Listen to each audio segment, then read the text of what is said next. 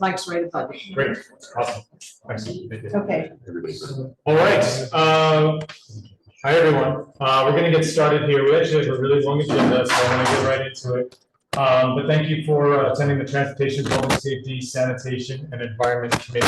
It's a mouthful.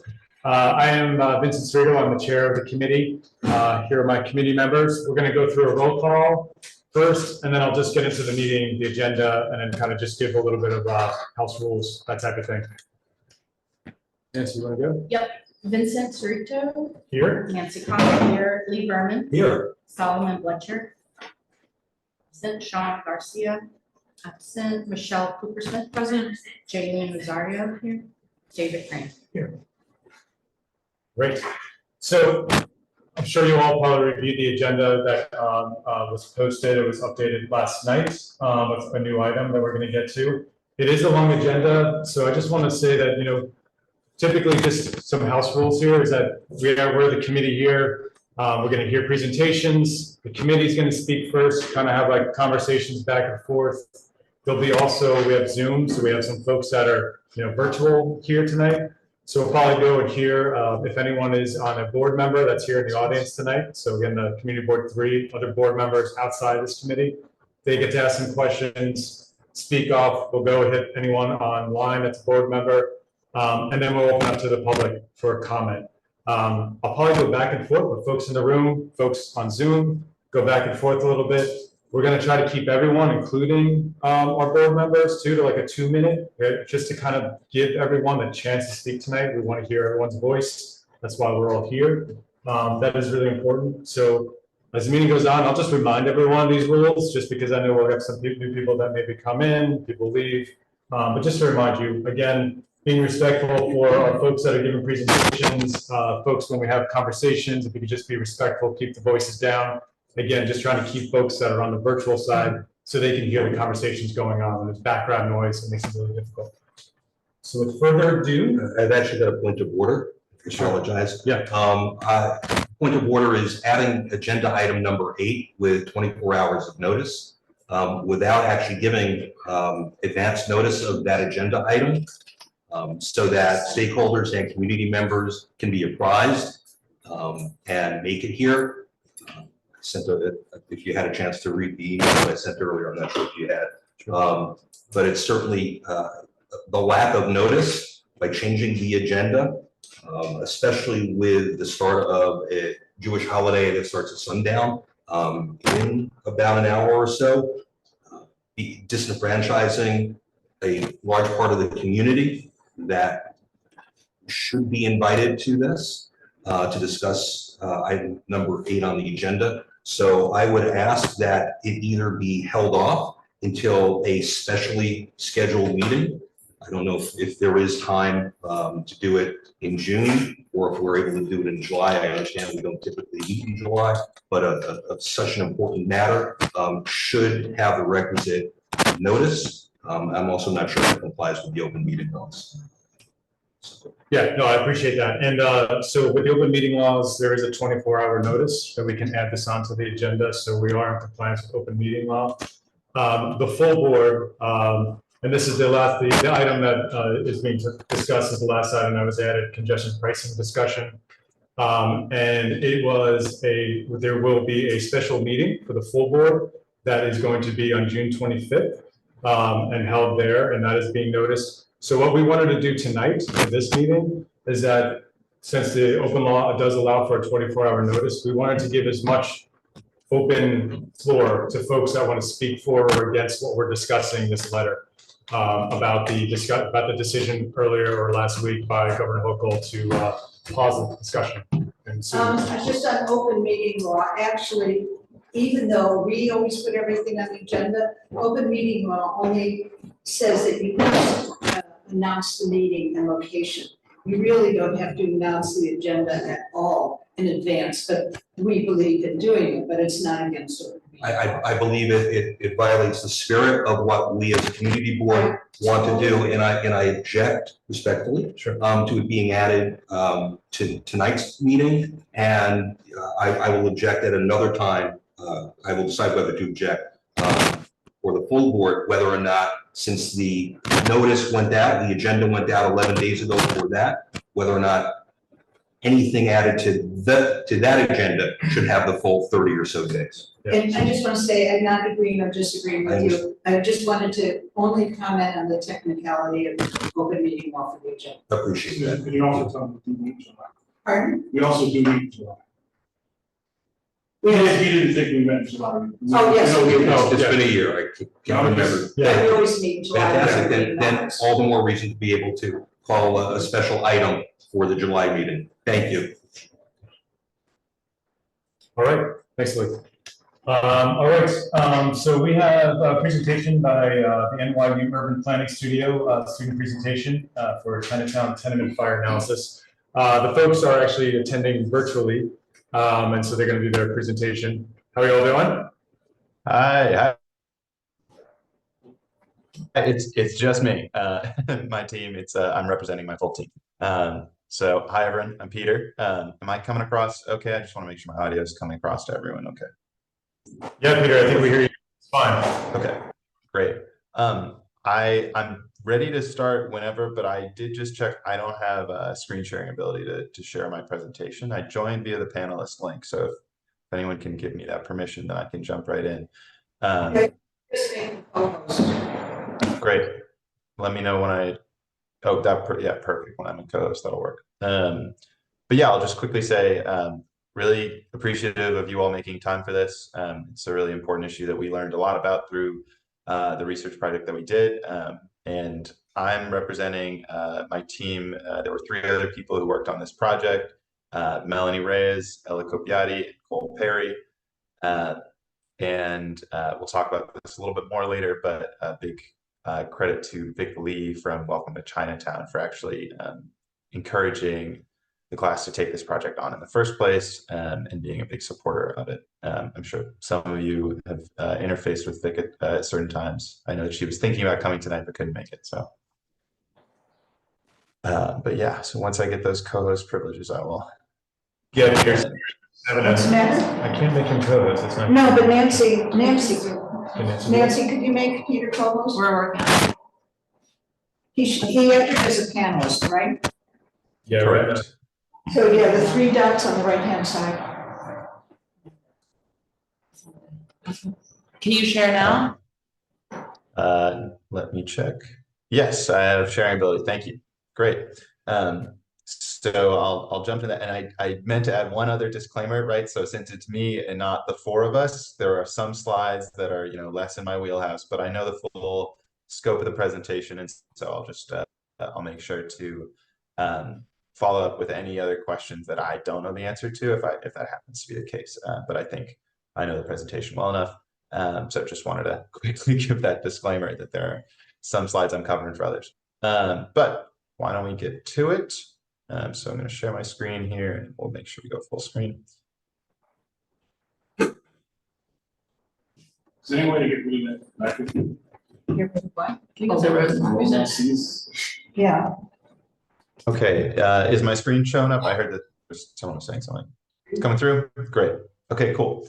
So thanks again, folks. Like I said, I'm Peter. Really glad to be talking with you all about this, and hopefully there's some directions you can take this information, and happy to follow up after the presentation with questions and in future about anything that you all are curious about that we might be able to help point you in the right direction.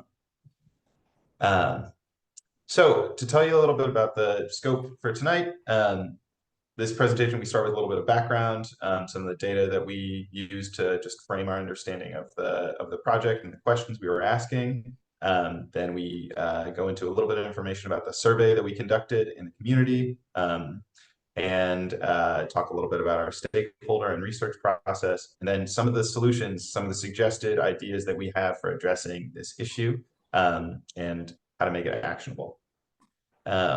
So I'm just going to jump in. So when we were looking at this issue, we were trying to get a snapshot of who lives in Chinatown, and we were looking at that a couple different ways. But here you have some general demographic information. One of the things that jumps out to us from this is a high percentage of seniors, people over the age of 64, slightly elevated above the city. This percentage actually jumps though, when you cut out the Lower East Side, basically from this, it jumps to more like 25%. And so for our focus area, which was Chinatown specifically, it was really clear that there were a lot of older folks in the area. And as we understand it, that is one of the groups that is most at risk in the event of fire. And so you think about 8, you think about 80 when you're talking about groups that are at risk when fires happen. One of the other things that I touch on in this slide is we were also thinking about what's the story with buildings in Chinatown. We don't have a slide for this because it doesn't make too much sense to dwell on it right now, but Chinatown's buildings are older than the rest of buildings in Lower Manhattan on average. They're less likely to have been altered in recent years. And those were factors that correlate in our understanding from our research with risk for fire. So those are just important contexts to get into. As part of our analysis, we looked at where fires have happened in recent years and zoomed in just to put these on a map. So this is showing fires in 2023. You can see it says hotspot with a certain percentage level because the data from the fire department is cross streets based. So we're pinpointing roughly, but you can see a hotspot. It's certainly a concentration of fires within Chinatown, and also you can see some on the Lower East Side as well. Moving on. One other thing that was important for us to understand was how serious were these fires. And so we looked at data on how often tenants have to vacate the building. So sorry, just to be clear, we were looking at fires in residential buildings on the previous slide. And so now we're looking at where there were orders to evacuate the building. This data set, the snapshot that you're seeing is the current status. So some of these were buildings where the entire building was ordered to evacuate for some period of time. And then DOB, the Department of Buildings, downgraded that to a partial evacuation. So just to be clear, this just represents buildings where some tenants were forced to leave the building for some period of time. There's a range of times within that. And some of these were more serious and then were downgraded initially. It's meant to just sort of show how often and how frequently folks were having to actually leave their building after a fire. And we're happy to share these data sets with you and get into more information. So we talked to a lot of folks as part of this process. Like I mentioned, Vic Lee with Welcome to Chinatown was one of our key stakeholders. And as we began to investigate the issue, we reached out to a number of folks who are connected to various key organizations who are players in this realm, and they connected us to more, right? So we tried to talk to the fire department, we ended up talking to a retired fire official, we talked to DOB, we talked to some local politicians. I actually just had a follow-up meeting with Senator Kavanaugh's office yesterday with Hallie there. And one thing to note also that the Chinese American Planning Council, I'll talk about this more in their survey, but they were incredibly helpful, and just it's worth appreciating them and the work they did to help us understand this issue and get us connected to residents. And so this is where I'll talk a little bit about the survey that we did. I won't dwell on this too much because this is more, this is for our class presentation. It was a requirement of the class presentation, but to give you a scope of who we talked to as part of this, we got over 100 responses. This is actually, more came in after the presentation. The majority were filled out by participants at CPC senior centers or community centers. We went to daycares, we went to after school centers and senior centers, as I mentioned. And the intent was to get a sense of the community pulse on these issues, on fires as a risk, on the potential severity of fires, the causes of fires, what might help. That was kind of what we were trying to get at with our survey. We did it in English and Chinese. That was really important for us to make sure it was bilingual. And yeah. So to give a sense of the demographics of who responded to this survey, majority of our folks who were responding did live in Manhattan, Chinatown specifically. Virtually all were Asian, not virtually all, but a significantly high percentage. And we'll move on. Most were tenants. Most did live in walk-up buildings, some of the buildings that we were kind of starting to look at, right, as potential at risk. And a large number were long-term residents in Chinatown. So these were really a lot of the folks that we were trying to reach. A plurality in the English survey had experience of fire. It was a smaller number in the Chinese language survey that had. Of those, you can see though that less than a third in both cases, less than a quarter in the case of the Chinese language survey, reported that they had access to resources after that fire. And we phrased that question in a way to ask to understand what resources people engaged with to get support following a fire. And as you can see here, very few people felt that they had significant resources available to them following a fire to help them navigate. But we'll get into that a little bit later. I'm going to move on through these. I'm happy to share these slides, but generally, folks agreed that these were a serious concern, that they were uniquely a concern in Chinatown. And they indicated some support for some of the, I wouldn't call exactly lower hanging fruit, but some of the less controversial or complicated solutions of fire safety mechanisms. And yep, so this is some of the takeaways from the survey overall. We focused on our audience, long-term residents, older residents, renters, and we noted some common beliefs that I touched on. So getting back into my wheelhouse again, the survey was not my slides, but we started to think about lithium batteries, as I'm sure you all are aware of, right? This has been an increasingly prevalent and important issue to understand, and one of the leading causes of fires over the last year or 2 years even. So some of the things that we were starting to think about, and this is really just us starting to look at potential locations. This is not us taking a huge stand on this issue. You all would have much more insight into actual relevant locations. But we started to think about, where might some of these charging stations that can reduce the risk of battery fires, where might those be located? And so we identified a handful of sites, Times Square, the potential and in development Gotham Park. There's a small underutilized, it is our understanding, park right behind Wu's Wonton.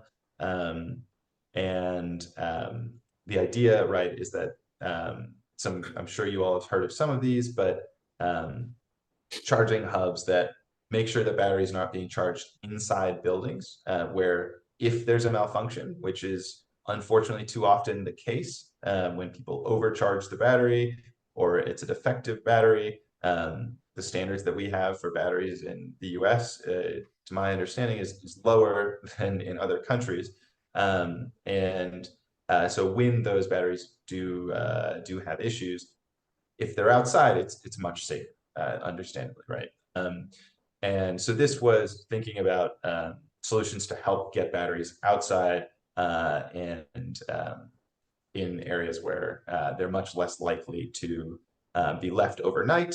They're much less likely to catch fire. If they are, then safety infrastructure can be built around them.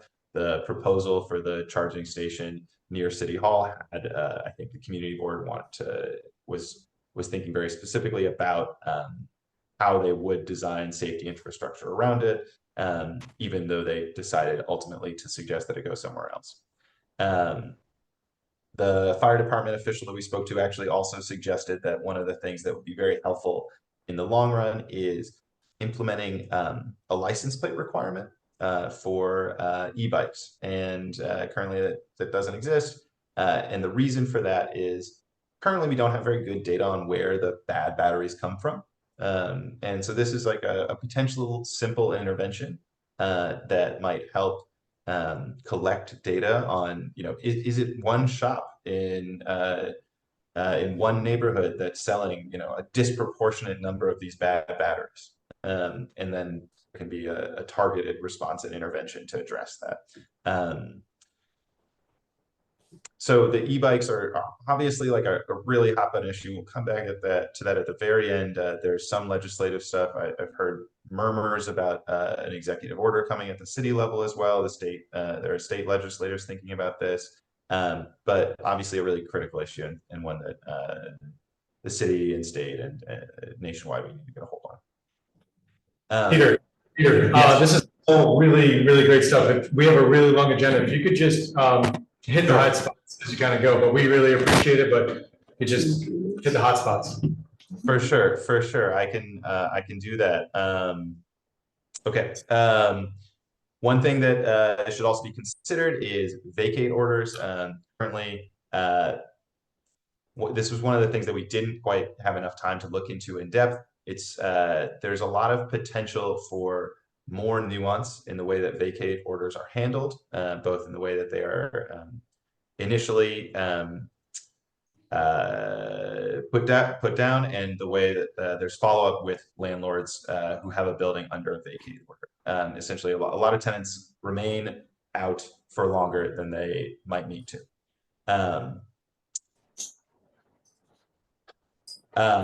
So the system, the system itself for people after they have a fire is very complicated. The first stop is if people are around right after a fire in their building, the Red Cross goes and reaches out, does proactive outreach to support people in accessing shelter, immediate shelter right after. And then after a short stay in hotels, the burden shifts back to the tenant who has been displaced from their home, just experienced a very traumatic event, to navigate HPD's complex shelter system. You have to call a number, you have to leave a voicemail, you have to wait for a call back. And this isn't to blame HPD, but it's really to highlight that there are a lot of inefficiencies and lags and gaps in this process. One thing I didn't mention, right, is if you don't go through that Red Cross program, then you might not even get routed into the HPD long-term shelter support system in the first place. And if you are lucky enough to make it into connection with HPD, unfortunately, shelters for families in this specific program are often very far away from Chinatown specifically. So if we're talking about Chinatown residents being affected by fires, the closest I believe is actually up in Harlem. And most of the time, though, the vacancies in the shelters are further up, like in the Bronx, out far in Brooklyn. And so this is just likely to disrupt people's lives, take them away from neighborhood, cultural center, et cetera, et cetera. So the idea, right, designated contacts, interagency fire task force could make a huge difference. This is something also that, on a separate note, we argued for the implementation of a community collection or a fund that could respond in the immediate aftermath of a fire to support tenants in a flexible way. What we heard was that what tenants need immediately after a fire is some money to get back on their feet in a simple way. We heard recommendations from some of the local politicians that in their experience, it was helpful for some of these newer, smaller, nimble organizations, like, for example, Welcome to Chinatown, who were a little bit more flexible in the way they were able to set up their structures and systems to get money to people fast. So like when Welcome to Chinatown ran and operated 2 GoFundMes, they were able to, get gift cards to people very quickly, relative to what might have happened in a more bureaucratic system. Something like this would be significantly better supported through, like, if there was a case management component attached to it, that would intersect with some of the stuff I've talked about before. So one of the other things that I mentioned briefly, tenants do have a right to return to their unit, but often they are hesitant to push for that right, push to exercise that right, because they don't want to ruin what might be a good relationship with their landlord at the onset of the situation. However, what we heard was that landlords often drag their feet on repairs, and tenants do have a case to make in pushing for a faster return or a faster repairs. So what we thought would be useful would be an immediate connection to lawyers early on, and even before that, proactive tenants' rights education. Yeah, so keep moving. Peter, I'm gonna give you a 1-minute warning.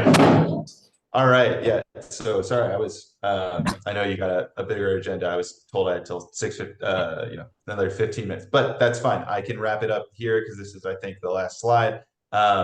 Legislation in the works. I can share these with you. There's a long number of lists proposed by a couple core council members who've been advocating for a package of laws, but essentially some of this would address some of the things that we've mentioned, creating a fire emergency response guide proactively to share with fire victims immediately after a fire, supporting tenants with relocation, requiring that tenants be located closer to home, in a shelter closer to home if they go through that HPD system, and make sure that tenants are informed of their rights and landlords of their obligations in this situation. Okay, that's a fine place to stop. Obviously an abbreviated presentation, but I don't know if that minute was everything or if I have a minute if people want to ask questions. Yeah, so I really appreciate you coming out tonight, Susan. Can I have 1 minute? Sure.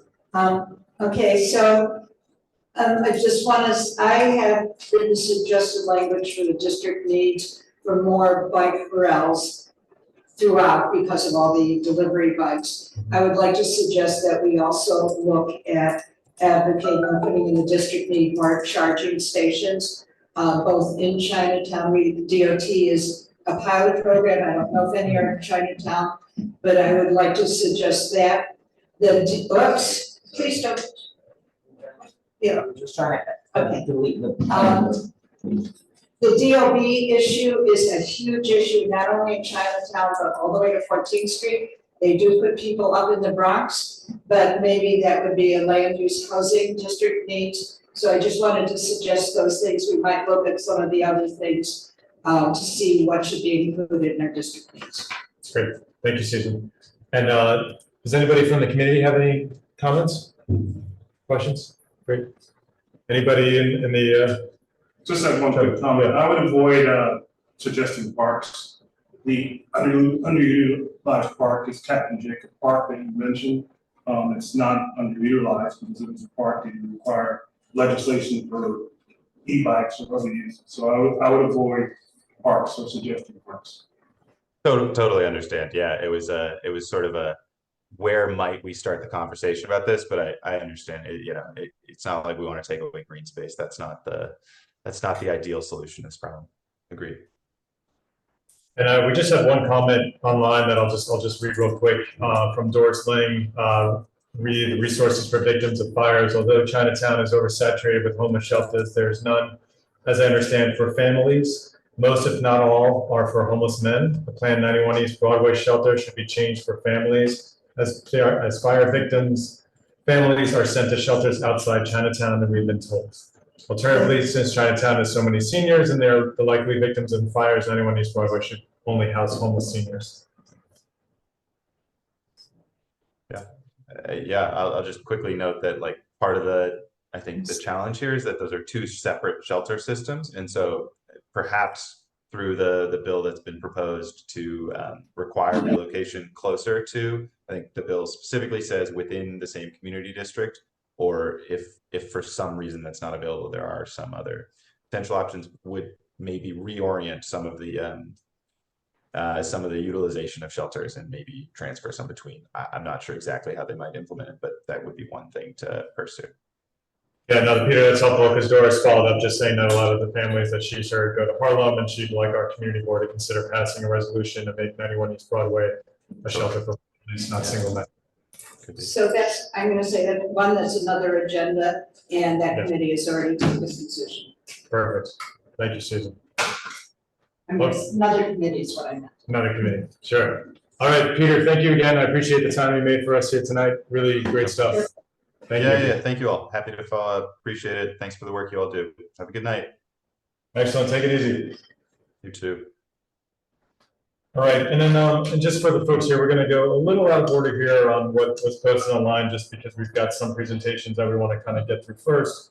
But we're going to go to the block party application, 13th and 14th Street. If you could make Sandra co-host, Sandra S. yes, Sandra S., and I've asked her to limit it to 5 minutes.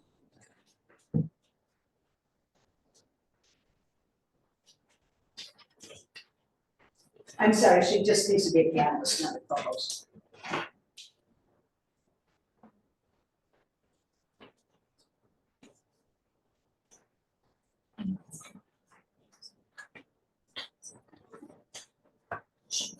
Yeah, she's okay. Yeah, there she is. Okay. Good evening, everyone. Sandra Sanchez, FDNY, Director of Community Affairs. I think that everything comes together perfectly. I really did enjoy Peter Estie's presentation and would certainly like to talk to him offline on how the FDNY can help and assist. But I'm here to discuss the Manhattan Block Party. For those of you who are familiar, every year for 9 years in a row now, the FDNY has had community block parties, and we move them throughout the various boroughs. We look at our data analytics and statistics and see where some of our large fires have been taking place, most incidents. Unfortunately, sometimes there are some tragic incidents that have taken place as well, to inform the locations that we choose. And this year, we have chosen Engine 9, Ladder 6, which is located on 75 Canal Street. The proposed date for the block party is July 20th. It is a fun-filled day of events. Probably one of the best parts, I think, of this job, because oftentimes when you hear of FDNY, you're calling us because it's probably one of the not so good days of your life. But the block parties really takes a spin in that we are pouring resources in the community. We will have all FDNY resources there. We'll have food, games as well. And if you're too big for a bouncy house like myself, we'll also have our Office of Recruitment and Retention there as well, sharing some of the opportunities that exist to join the fire department. Particularly this year is very important, as during that window, the filing exam for the firefighter exam is open. So I think that this is a perfect time should you want to become a firefighter to join this as well. The street that we are asking for the closure is going to be Eldred Street between Hester and Canal Street. We're very mindful of not disturbing, I think, to a great deal the community flow and pattern as well. And we partner with other agencies. So sanitation will come in and do like a street sweep prior, street sweep afterwards. So you would not know that we were there by 6 p.m. on July 20th. You would not know that we had a full-on event. And we're hoping that the community is able to join us. If you know of any other nonprofit agencies that would like to partner with us, we are also open to partnering and tabling, because the point is that we want to share. Oftentimes that the city, the neighborhood has so many resources that some of our residents aren't aware of, and we'd love to partner to help promote that. Thank you so much. Thank you, Sandra. Really timely with the presentation we just heard. So that's great. Susan, I wanted to just let us know a little bit about the open streets that occur on Avenue B. So It turns out this is a different address than I thought it was, and I'm gonna explain to people. We have had at the front desk, the person who handles all these, a different person each week. So we have clearly a cross that is supposed to also be an Avenue B one. that person never responded, and we thought this was the same party. So this is a different one, it's on Eldridge Street, so it's a different issue, and they've been having it 9 years, even though not in this location. So if the board wants to do like a 2-sentence resolution to approve, we then would approve it online. We Okay. just need to have something so that when the board votes, they know what they're voting on. Anybody in the committee have any comments? No, yeah, I mean, I think this is a good one. Anybody have any comments here? This seems great, Sandra, really appreciate it. Yes, you'll have the support of the transportation committee here. Or we appreciate you guys being out in the public. We need to take our language to the vote. Yeah, so we're not using the language we're using her language, so it's July.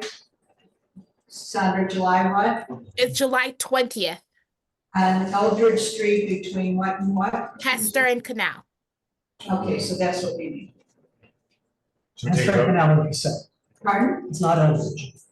She said Eldridge. Yes, it is. Hester, Between Hester oh, and Hester and Canal. Canal, I'm sorry. So that's all I need.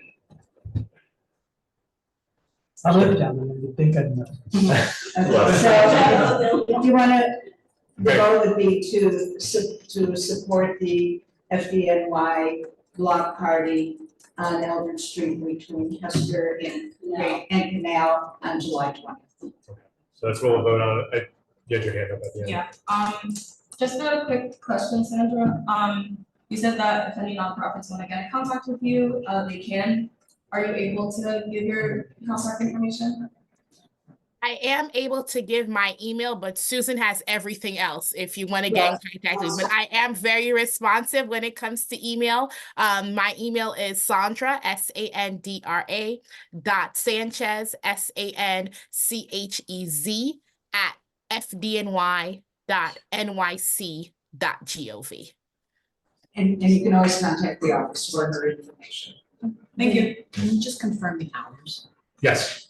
Sandra, can you confirm the hours? It'll be from 11 to 4, but we are there setting up. We will be there setting up at about 7 in the morning. And our breakdown is faster than our setup. No surprise there. But yes, we'll be there. The actual block party is from 11 to 4.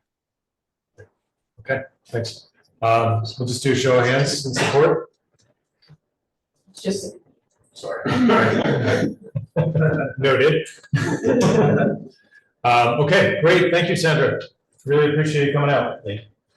Thank you much. Be well. Okay, we're gonna head to the DOT for a request for support for Allen, Pike, and Madison Street bus improvement project. we have to promote There's it. only folks online, Fairly Live. Nancy, you have that right? Sorry, who? Fairly Live. Eisenberg. Jamie Cho. Okay, yeah, Fairly doesn't stand up. Yeah, great. And then Maura Richardson from the MTA as well. Jamie Cho? Yeah. Please. So we should let us know who needs a screen share.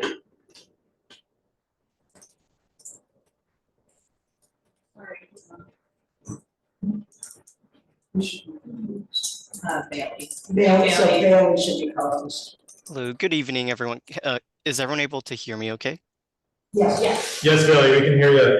We have a really long agenda tonight, so if you could just kind of run through the presentation, it's really important, but just try not to dawdle, if that makes some sense. For sure, we'll try to keep it as brief as possible. Okay. Just give me one moment while I share my screen.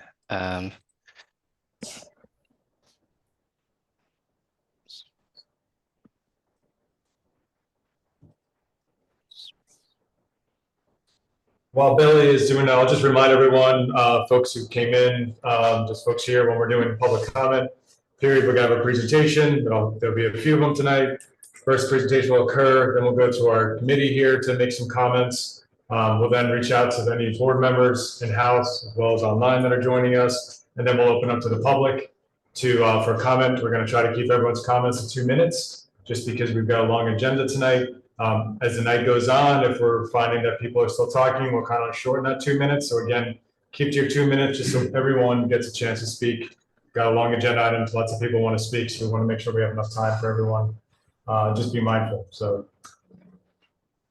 I have a quick question. Are they expecting us to read a resolution? We have a resolution, we have a draft. Okay, Yes. thanks.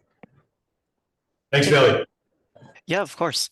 Hello, everyone. Again, my name is Bailey Lai. I am a project manager with a bus priority team here at the New York City Department of Transportation. Joining me in the call tonight is Senior Project Manager Rachel Eisenberg, as well as our MTA colleagues, Jamie Cho. I believe there are other MTA folks on the line as well. Tonight, so we'll be presenting on the bus improvement project for the Allen Street, Pike Street, and Madison Streets in the Lower East Side in Chinatown in CB3. We will first explore the background and existing conditions on Allen, Pike, and Madison Streets that compelled us to start this project. From there, we'll move on to the proposal to address the conditions, and we'll wrap it all up with a summary of the project and our next steps moving forward. First off, what is our larger context for this project? As you can see on the map on the right here, Allen Street, Pike Street, and Madison Street is part of the larger M15 bus corridor, which runs along the entire extent of the east side of Manhattan. The M15 has a total daily ridership of over 57,000 riders, making it the busiest bus route in New York City. There is frequent local service as well as a select bus service, the latter of which was launched in 2010 as a collaboration between DOT and MTA to complement the existing local service. During that same time period, First and Second Ave bus lanes were also introduced by DOT. Later on in 2019, we also came back to introduce offset bus lanes on Allen Street, but in this case, north of Delancey, between Delancey and Houston Streets. So tonight, we're coming back to the community to introduce a new project scope for Allen Street, going south of Delancey, continuing on to Pike Street down to South Street, as well as Madison Street between Pike Street and St. James Place, which for the M15, it eventually turns down to Water Street. As you can see on the screen here, it's a typical cross-section for Allen Street and Pike Street south of Delancey, where there are 2 travel lanes and 1 parking lane in each direction. At key intersections, there's also left turn bays, such as the cross-section shown here for Grand Street.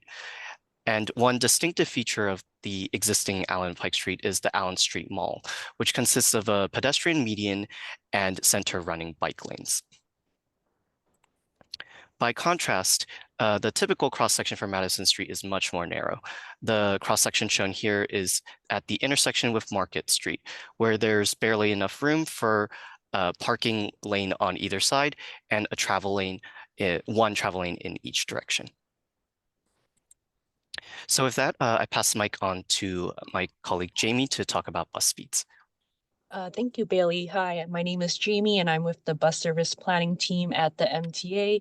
I'm also joined by Rob and Mariah from the bus service planning team, as well as Katerina from government and community relations. So, diving into the bus speeds, these maps show the average bus speeds of the M15 SBS on weekdays during the morning, midday, and evening within the project area. As shown, the bus speeds are generally higher during the morning peak and much slower during the midday and evening peak. On northbound Allen Street between East Houston Street to Delancey Street, where there are bus lanes, bus speeds are consistently higher compared to the other segments in the project area, which illustrates an example of the effectiveness of having bus lanes in this corridor. And then due to significant congestion because of Williamsburg Bridge traffic, southbound Allen Street approaching Delancey has relatively slower bus speeds despite having bus lanes. However, the speeds would probably be worse without bus lanes. And in the PM, the bus speeds are especially slow northbound approaching Delancey, so a bus lane would be extremely helpful there as well. And just wanted to go into frequency a little bit. On weekdays, depending on the time of day, the scheduled frequency of the M15 local from morning through evening ranges from 8 to 15 minutes between 126th Street to Henry Street. And then with lower M15 ridership south of Houston Street, the M15 local has some trips that are shorter scheduled throughout the day. And then these trips terminate on Pike Street at Madison instead of South Ferry, which means that south of Pike Street at Madison, the frequency of the M15 local buses is less than north of Pike Street at Madison. And for the M15 SBS, depending on the time of day, the frequency ranges from 3 to 12 minutes, and the short trips that they have has a turnaround at E. Houston Street and are scheduled during the AM peak only. So that gives you an idea of what the frequency is like. And back to you, Bailey. Thank you. Thank you very much, Jamie. So continuing with the analysis of the project area, DOT also did an internal study of the general traffic speeds and volumes for the same section that MTA was discussing in regards to bus speeds. So for both the project area south of Delancey Street, but also including the existing bus lanes that are running between Delancey and Houston as well. Generally, there is slower traffic on Pike Street between Canal and Madison Street, as well as on Madison Street, its southbound approach to St. James Place. For the traffic volumes, there's generally about 200 to 500 vehicles. And for both of these maps, this is looking at the 5 to 6 p.m. time interval. All of this shows, or rather, all this indicates to us that existing vehicle volumes can be accommodated by one travel lane in each direction. Lastly, I'll also just point out the curb regulations on Madison Street due to its narrow configuration, but also a variety of competing curb uses. In particular, the narrowest block between Market and Catherine has both no standing for peak hour bus directions, as well as truck loading throughout most of the day. So for example, on the north curb on top here, there's no standing from 7 to 10 a.m. to accommodate for the southbound moving traffic or southbound buses moving from right to left. And rest of the day, 10 a.m. to 7 p.m., there is truck loading to accommodate for a commercial activity along this corridor. Inversely, there's truck loading on the south curb from 7 a.m. to 4 p.m., and then no standing from 4 p.m. to 7 p.m.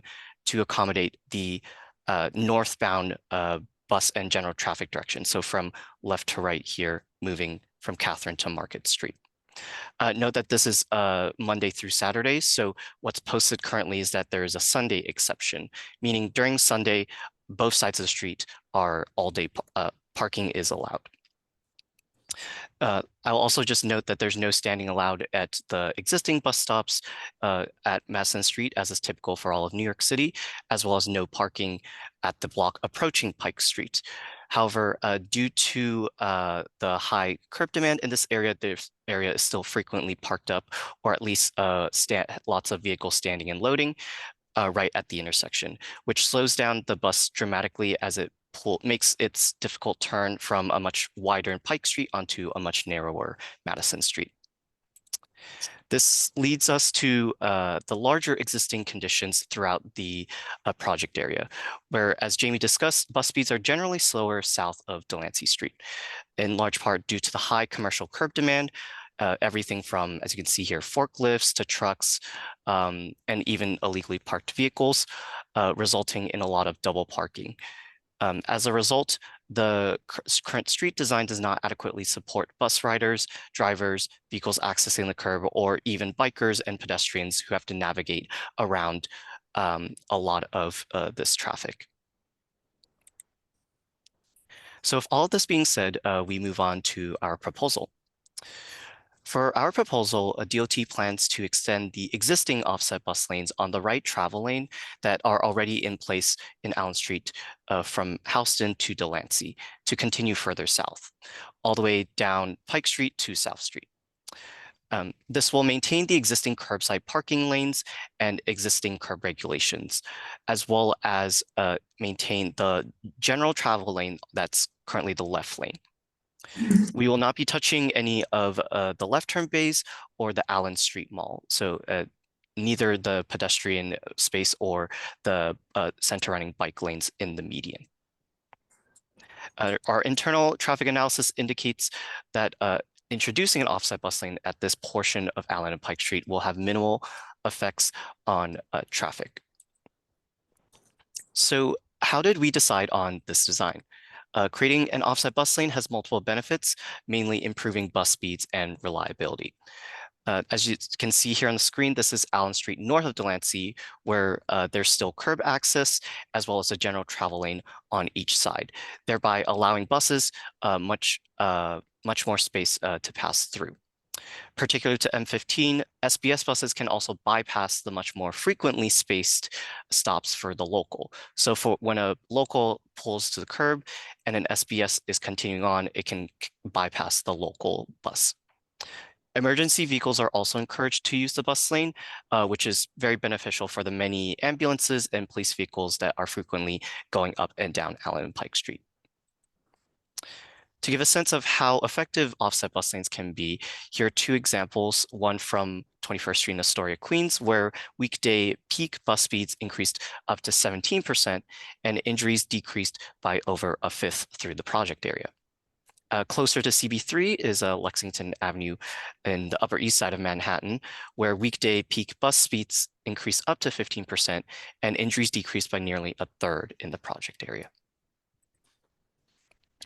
We recognize that not all of the project area would make sense for an offset bus lane, mainly Madison Street due to its narrow right-of-way. Despite this, we do want to address the loading needs, which are a significant challenge along this corridor, which is why DOT is partnering with MTA to roll out automated camera enforcement, or ACE, to enforce double parking and bus stop standing violations. What ACE does is installs cameras on board M15 select bus services or select buses. So for example, if there was a truck in this picture here, if there was a vehicle double parked in front of this bus at Madison Street, the camera would pick up that violation. Likewise, if for example, on the right hand curb, if say this truck was actually stopped and parked in the middle of a bus stop, if an M15 pulls up and is able to capture the vehicle, they will also be able to capture that violation. In addition, DOT is proposing to update curb regulations on Madison Street to improve traffic flow even further. We are mainly proposing to extend the existing no standing and truck loading regulations that are already present between Market and Catherine Street to include Sunday. So effectively making no standing and truck loading during the weekday or hours to be in effect every single day. We believe by removing the Sunday exception coupled with the ACE rollout will reduce double parking blockages, not just for buses, but for all traffic using Madison Street, particularly since we have heard from local constituents and leaders alike that Sunday has some of the worst blockages, probably due to the fact that there is so much parking here and double parking during that Sunday exception.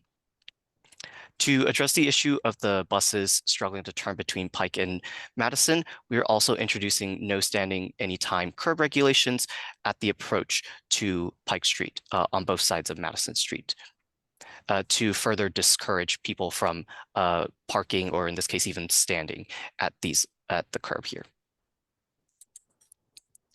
So in summary, buses, commercial loading, and other vehicles compete for limited space on these 3 streets. This proposal will improve bus speeds and reliability for thousands of daily bus riders, as well as maintain curb access for local businesses and residents, especially on Allen and Pike Street, but throughout most of Madison Street as well. Our internal analysis also indicates that there will be minimal effects on the existing traffic flow based on this proposal. For our next steps, DOT is in the final stages of refining its design, and we welcome any local insight that Community Board 3 has, as well as from the wider local community to tailor our final design. We are planning to implement this project sometime this summer. However, even after construction ends, we will not be abandoning the roadway. We will continue to monitor the ongoing performance in collaboration with MTA. So everything from the ongoing bus performance to the to traffic conditions and other data that we can observe across the project area. With that, I will now open the floor to discussion and questions. You can also provide feedback to DOT after this meeting through the Manhattan Borough Commissioner's Office. Thank you, everyone, for your time. Great, thanks, Bailey. I appreciate it. Anybody on the committee have any questions for Bailey or MTA? Michelle? I have a quick question, which is what do you attribute the reduction of injuries to when you add these offset bus lanes? I'm just kind of curious. Sorry, could you repeat that one more time? Did you say there were increase or decrease? No, what do you attribute the decrease in injuries to when you add offset bus lanes? I'm curious about what the connection is. I think I will pass that on to Rachel if she. Hi everyone, can you hear me? Yep. Hi, thanks so much. Yeah, so one of the things that we look at when we implement or that we see when we implement our bus lanes is just general traffic calming, especially you know, in hours that there isn't a lot of congestion. Adding a bus lane reduces that right of way. Cars tend to travel a little bit slower, or you know, maybe the speed limit. And when we have those safer general traffic speeds, we also have fewer injuries. So we really look at the traffic calming of bus lanes when we think about their relation to injury. Thank you. Wait, Bailey, why are the M15s coming down Madison Street as opposed to going down East Broadway, which is wider? I think in terms of the service planning, I believe that might be a better question that MTA may be able to answer. Okay. Yeah, maybe I'll talk to that with Rob Thompson, MTA, also in bus planning. I mean, the M15s have been running on Madison Street for many years. And I mean, I see the point about why not East Broadway. I think it's possible one could argue there could be even more congestion on East Broadway. But I mean, it's something we could you know, take another look at. But I think there are historical reasons why we would run on Madison Street instead of East Broadway. Also, running on Madison avoids the whole situation at I'm forgetting. I'm blanking on the square, the intersection where everything comes together at Worth Street and Park Row. So Right. that's below that. But historically, I believe the M15s actually did go down East Broadway before you put them on Madison Street, which is a much narrower street, and which does have a lot of commercial entities with commercial parking. For example, you showed between Market and Catherine, you showed a bunch of fish trucks, fish store trucks. That business has been there for decades. And they require their trucks outside their locations in order to be able to deliver their products so that they can stay in business. So if it's possible to look at using the much wider East Broadway for the M15, I think that would be very beneficial. Thank you. Yeah, we'll take a look. No, I was just trying to get them to see your point. Well, I was just disappointed with something or other. Can we turn off the constant stream of messages? The chat is supposed to be for tech support and this running commentary popping up on top of. It's just coming to us, it's not going to the general. It's just, well, still, it's okay. It's interface in the computer. It's okay. so I have a few things, because I take the M15 bus all the time. I can rarely catch the M15 Select because there's no stop at that Madison corner you're talking about. One of the proposed mitigations was to have a Select bus stop at that location. We were initially told years ago that it was too close in terms of stops. However, that formula didn't apply when they implemented the local stop for the Select bus for the M14. So I'm asking you, because I cannot catch a Select bus where I live along the waterfront, are you looking at placing a Select bus stop at that location? I believe it's Madison, off of Madison, where the local bus is. Because we don't have a Select bus, we'd have to walk all the way up past Grand to catch a Select, or go all the way down Madison towards Smith Houses to catch a Select bus. The Select bus, I mean, as you're basically, you're pointing out, it does stop much less often than the local, by design, or to get the majority of people to where they need to go more quickly. If people who want the faster bus might need to walk a little more distance to get to it. But I'm sorry, can you name the specific stop that you think should have a Select stop? It's off of Madison Street. We've talked about it at the community board level and at the political level many times. I should know the intersection, but I just walk it. It's across from the sanitation or DEP house there. I can't remember the exact, but it's off of Madison Street. We asked for it as mitigation for congestion pricing. We just haven't heard anything back. Is it Pike Street between Henry Street and Madison Street? Yes. Okay. And going northbound? Right. Well, it'd be nice southbound also. If you're going to make us ride buses and subways, especially on the Lower East Side, then we need a Select bus location. We'll take a look. The other issues you mentioned, other examples of where you put bus lanes and traffic improvement wasn't affected.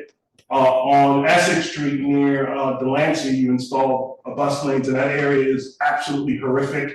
A lot of the bus lanes, even on, to be honest, on Allen Street, don't use the bus lanes. They sort of straddle both lanes because they come out to the middle of the lane and they go back in. When you did the studies, when you looked at Essex Street near the Essex Market, did you anticipate the traffic would get worse when you added the bus lanes? So in our analysis, we look at the existing conditions and the proposed conditions. So in regards to Essex Street, we'll have to get back to you on that particular bus lane, just because I don't have that data off the top of my head. But in regards to at least the bus lanes on Allen Street north of Delancey, we do recognize that partly due to how short it currently is, less than a quarter mile.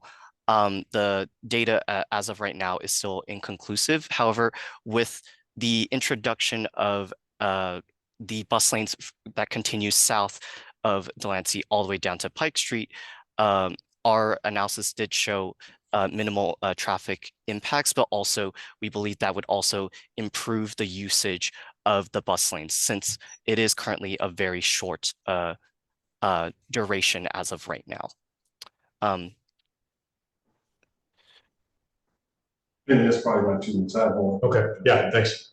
Lee. Quickly, in your response to a board member, the MTA rep said that traffic calming slowed down car speeds. Well, that's because your traffic calming is actually slowing down traffic, and this is inducing congestion / traffic. So isn't that really part of the problem. You're creating traffic by your euphemism of traffic or traffic calming. So in regards to traffic calming, apologies if I caused any confusion there.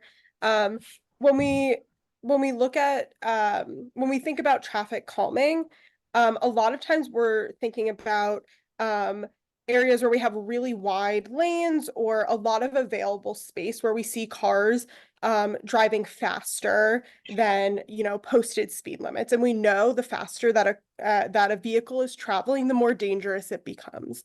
And so when a vehicle has the opportunity to go beyond the posted speed limit, beyond an acceptable speed, that's where we see the danger. As Bailey said, our traffic analysis shows minimal impact to general traffic speeds as a result of the offset bus lanes. So that is what we would expect as a result of our analysis. Okay, thanks. Yeah. Okay, speaking to the request for an extra SBS stop, we've actually been asking for that since before there was an SBS, when you first came to us and proposed the SBS, and we looked at the plan, and we have been saying since that day, we need one more stop. And it just occurred to me when you were explaining how the lack of stops move people very quickly, it occurred to me what you're doing is serving very quickly people who live below Community Board 3, but it's not serving CB3.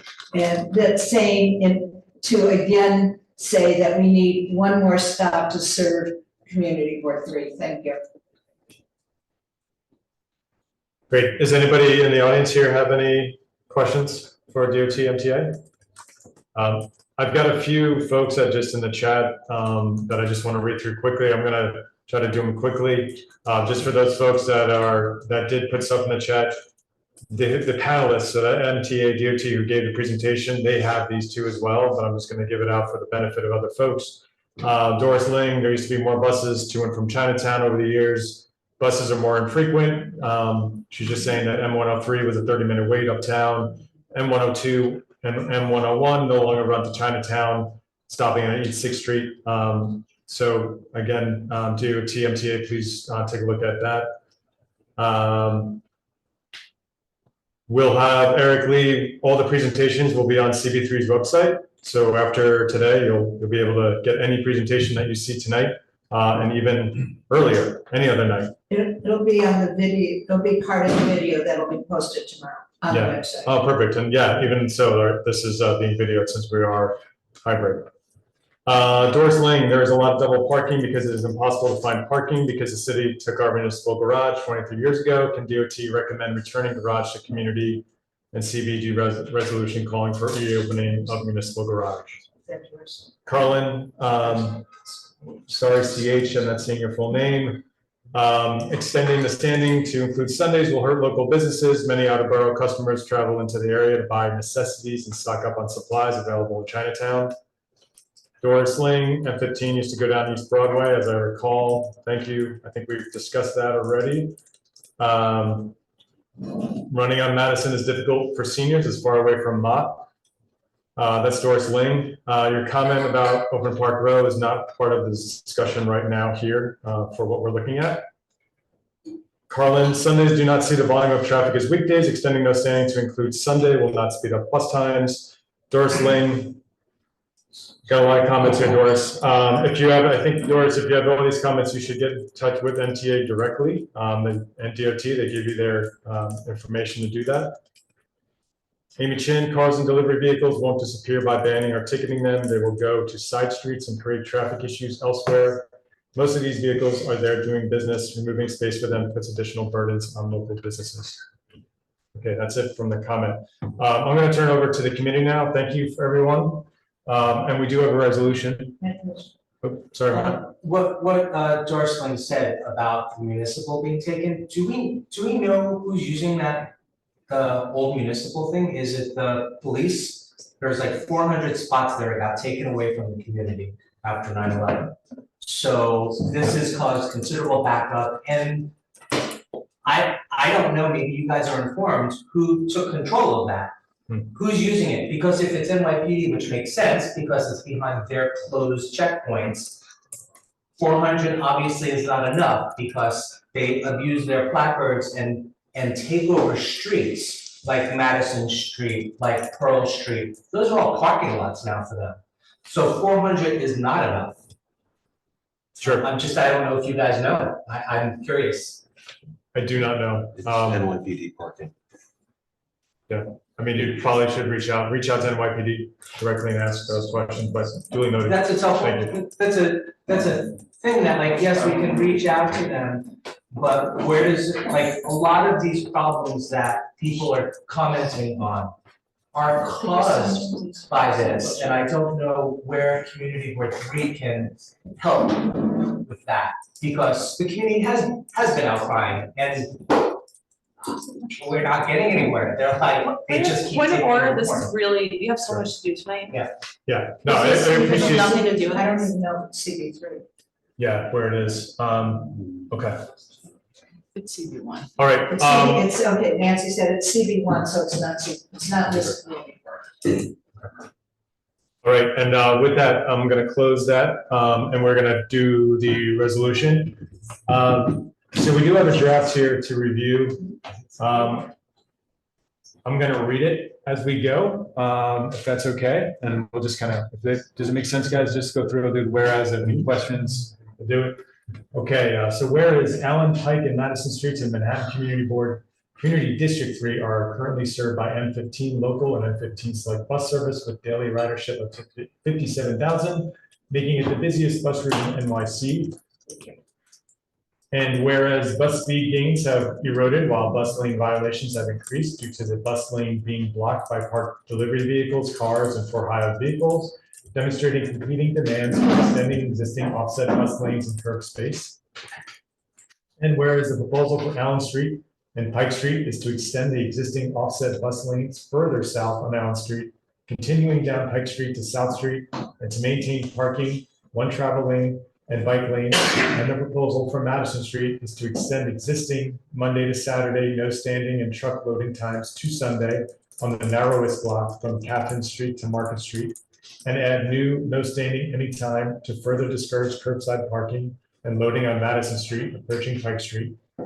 And whereas traffic analysis indicates offset bus lanes minimally affect traffic, improve bus speeds, removing impeding curbside parked standing vehicles, and maintains parking and loading for commercial uses, passenger drop-offs, and pickups while creating a corridor emergency vehicles are encouraged to use. So therefore be it resolved that Community Board 3 Manhattan supports the proposed bus improvements to Allen, Pike, and Madison Streets. Does anybody have any edits? Lee? Yeah, Carlin Chan on the chat brought up good concerns about that, whereas with regarding the proposal for Madison Street, converting that to Sunday, extending the Sunday no traffic, I would move to remove that whereas completely. Can you describe why for? I missed it, or? Sure, as Carlin pointed out and others who are familiar with that neighborhood, that parking is used for people to come in to do shopping, as well as commercial on Sunday. There is not as much traffic on Sunday as there is during Monday through Saturday. And that extending the no parking to Sunday is really of no advantage, more so a disadvantage for the community. What specifically did they suggest a change to be? The existing Monday through Saturday no standing and the times. Right. Put them on to Sunday. And what happens now? It's just Monday to Saturday. Well, there must be some regulation there on Sunday. Currently, just to clarify, it would not be no standing throughout the entire day. It would only be no standing for the peak hour directions that are already existing Monday through Saturday. Just for sake of time, I might not be able to share the screen, but So like on a north curb, for example, there is no standing from 7 to 10 a.m. South curb is no standing 4 p.m. to 7 p.m. But for the remainder of the daytime, there would still be truck loading and commercial activity or commercial loading allowed. Just to address the point about commercial activity that's still going on during Sunday, because I recognize there are quite a few comments about that. And if I could add to that, we also from the MTA have been concerned about this one item because we've had multiple incidents where on Sundays in particular, actually the congestion on Madison Street is sometimes worse than weekdays, and we have buses that get completely stuck there, and we actually have to detour buses away from Madison Street because there's so much, you have both curbs parked up, and it's really, the street is not wide enough to handle two-way traffic and parking on both sides. So we feel strongly that doing something to improve the traffic flow on Sunday is important. But the restaurant shed that's there would not be removed at any point, which would still impede, as you're claiming, traffic. That is true. So that restaurant shed, I believe, is outside of the curb reg changes that we're proposing. Yeah, so it would be just east of Market Street. So it's not directly within the block between Catherine and Market, but right before, I believe it's right before the bridge. Yeah, and just to reiterate to Rob's point, we heard from local elected leaders, as well as we have heard from local residents that have spoken, or rather like sent 311 requested DOT about specifically Sunday being not just parked on both sides, but also double parking, because Madison Street is so narrow. When there's double parking, in some cases, it can actually block both sides of the street to the point where actually there's no traffic flow whatsoever.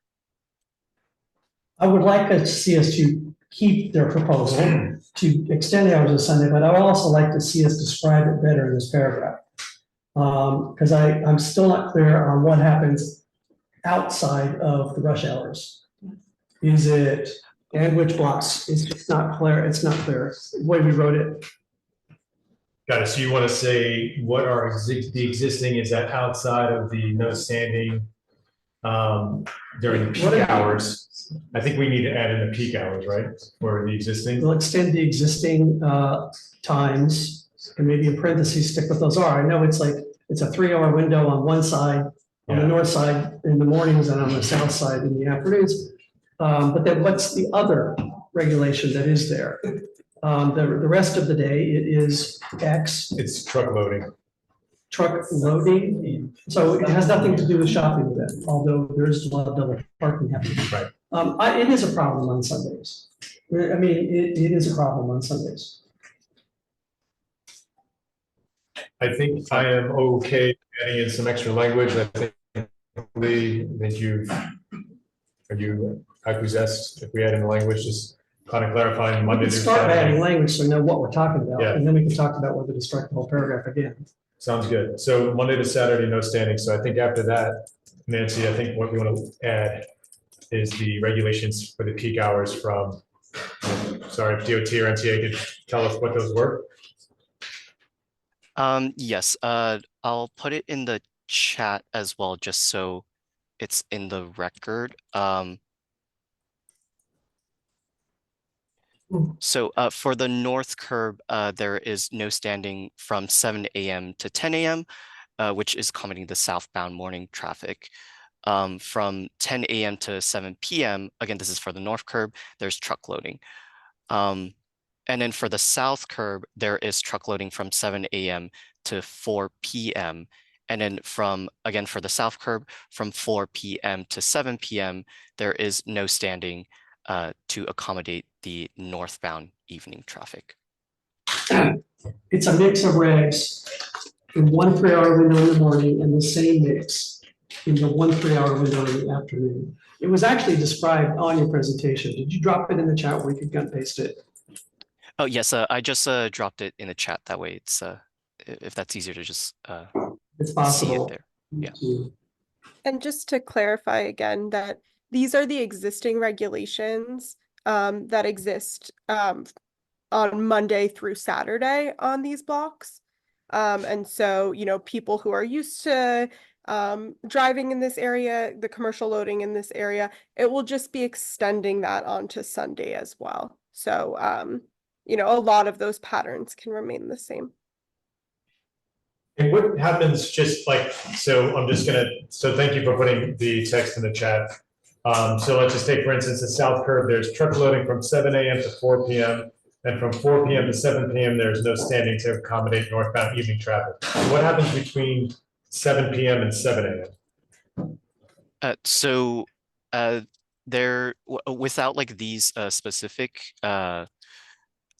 sorry, let me rephrase. So outside of these hours, there is parking allowed. So overnight, if you're ever on that street, you'll find that people do park overnight. They just have to, after 7 a.m., move their vehicles, depending on whether it's the no standing or whether it's like the truck loading, commercial loading on either side of the street. But there is overnight parking allowed. Thank you. I don't want to extend this too long, but when they do presentations, they're looking for some feedback, and we've heard some feedback. I'd like to see some of that incorporated into the resolution, because if we just say therefore we support this, we haven't incorporated any feedback at all, other than changing the whereas, which is really not feedback on what we heard. And I'd like for them to be able to take back some of this feedback, what we said, so that they, when they come back, because we should ask them to come back and whatever their study shows, to come back to the committee to talk about what they found, because I know Essex Street is a complete mess, and they put bus lanes there, and the buses are completely slow, and they can't move all in the direction. Yeah, no, understood, Trevor. I think we're just kind of getting started here. We'll keep going, noting. Yeah, understood. And as part of that feedback, they did say that they would look at East Broadway, being able to, whether or not they're able to send the M15s back down East Broadway. It would be fantastic. Let me Did they just say they would do that? I don't Let me think just the memorializing caution you, something. because that Madison goes past Smith houses, and it would never go past Smith if it went down East Broadway. Yeah. I also just want to note that while we obviously encourage the MTA to, based on this feedback, to look at that reroute, right now, that would be outside of this project's scope. So, you know, I just want to highlight that point.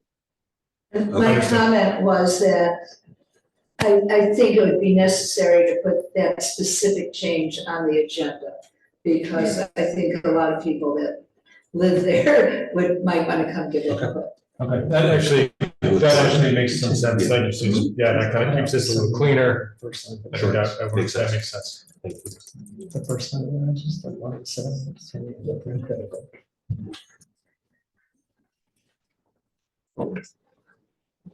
Question.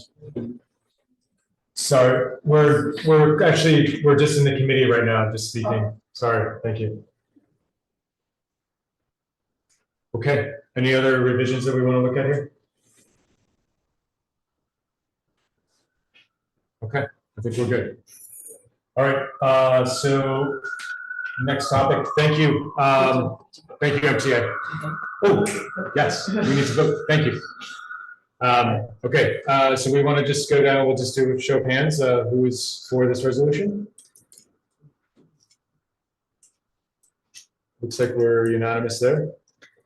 Okay, great. Okay, thank you so much, Bailey. Thank you, MTA. Thank you, everyone. With that presentation, we're going to keep moving. Thank you very much for your time, and I appreciate everyone's feedback. Thank you. Thank you. Okay. Can I, just before you start, would everyone who came in later and did not sign the attendance sheet, please sign the attendance sheet? And we also have the speaker form too as well, just to kind of make sure I understand how many people want to speak so we can talk about timing. Speaking. And there's a number of attendance sheets, so you should, you know, that's the right. Yeah. Sorry.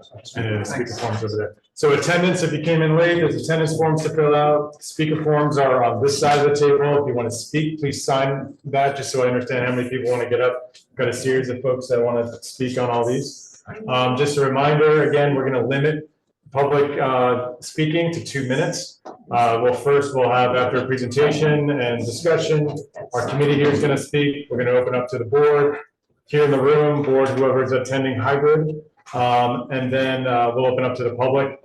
And we'll do that. But again, if you can kind of limit to 2 minutes, and if we are starting to spend a little bit too much time, I'm going to kind of speed everyone up just to give everyone time to speak on all of our items tonight. We've got quite a few.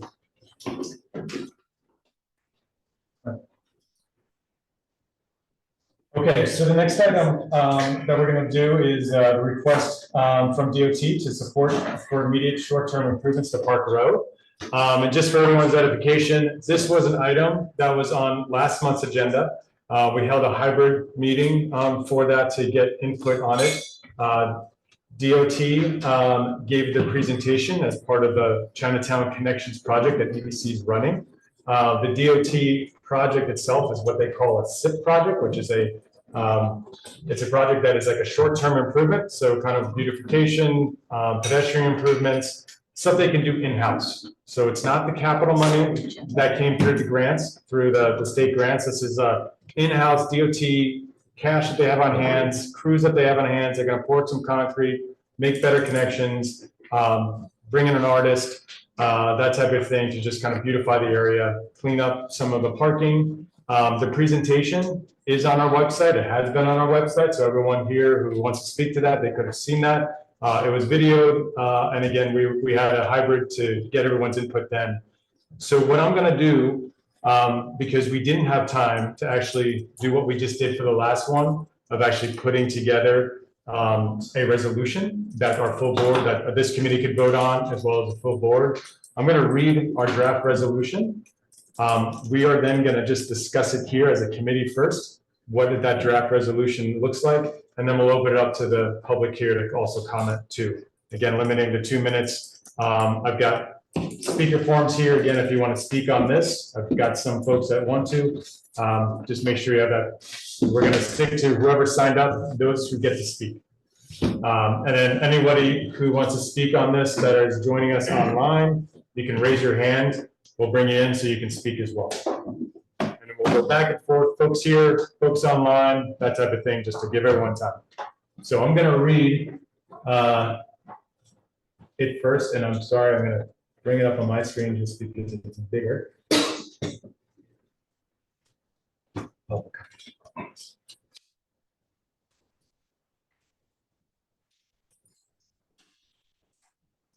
Give me 1 second.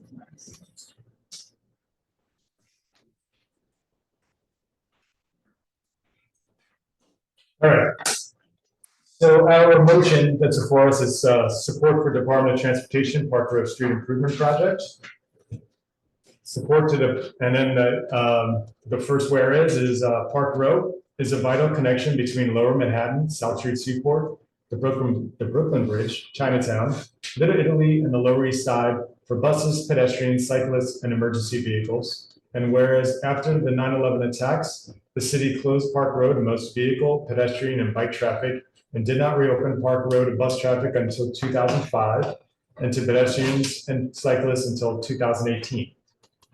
And whereas after the COVID-19 pandemic, New York State designated $20 million for a downtown revitalization initiative for Chinatown that included the approval of $4 million to beautify the Park Road connection to Chinatown because public realm improvements at key nodes and corridors could stitch together Chinatown's walkable grids, create a better pedestrian experience, connect residents to local amenities, and draw additional patrons for local businesses. That's a quote.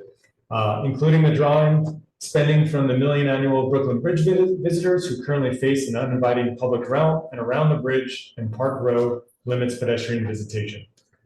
And whereas DOT and EDC presented to Community Board 3 in March 2024 about the Chinatown Connections Project for a New York City DOT near-term street improvement project with the immediate goal to clarify access to the corridor and enhance pedestrian and bike connections between Chinatown, Lower Manhattan, and the Brooklyn Bridge, while long-term capital improvements, project planning, and community engagement is ongoing. And whereas after community outreach and stakeholder engagement, DOT and EDC found Park Row has insufficient and unsafe pedestrian and bike access, is confusing to navigate, and lacks wayfinding signs, and has cluttered and unwelcoming gateways, and therefore developed a street improvement project plan for Park Row to improve pedestrian and bike access and wayfinding, create welcoming gateways, provide safer and shorter pedestrian crossings, and calm vehicle turns that includes engaging local artists to install artwork along Park Row. So this is actually just, I'm going to go through is what was actually proposed on this. And again, this is not changing anything. This is improving what we have currently. So engaging local artists to install artwork along Park Road, such as barrier beautification, murals, and asphalt art murals. Pinch Point, a new ADA compliant permeable paver or existing red bricks sidewalks dedicated to two-way bike lane and relocated fences to allow space for new sidewalk along the current Pinch Point. Park Row and Pearl Street, consolidated two-way bike lane on the south curb, the addition of 15 parking spaces, coordination with NYPD to reorganize French barricades and parking, art opportunity. Park Row and Work Street, Oliver Street, a consolidated two-way bike lane on south curb, new bus boarding island, new public seating area. Park Row and Frankfurt Street, a painted sidewalk expansion, reorganization of French barricades and sugar cubes, relocation of fences to allow for more sidewalk space, new wayfinding signs, fence barrier beautification, and repurposing of 21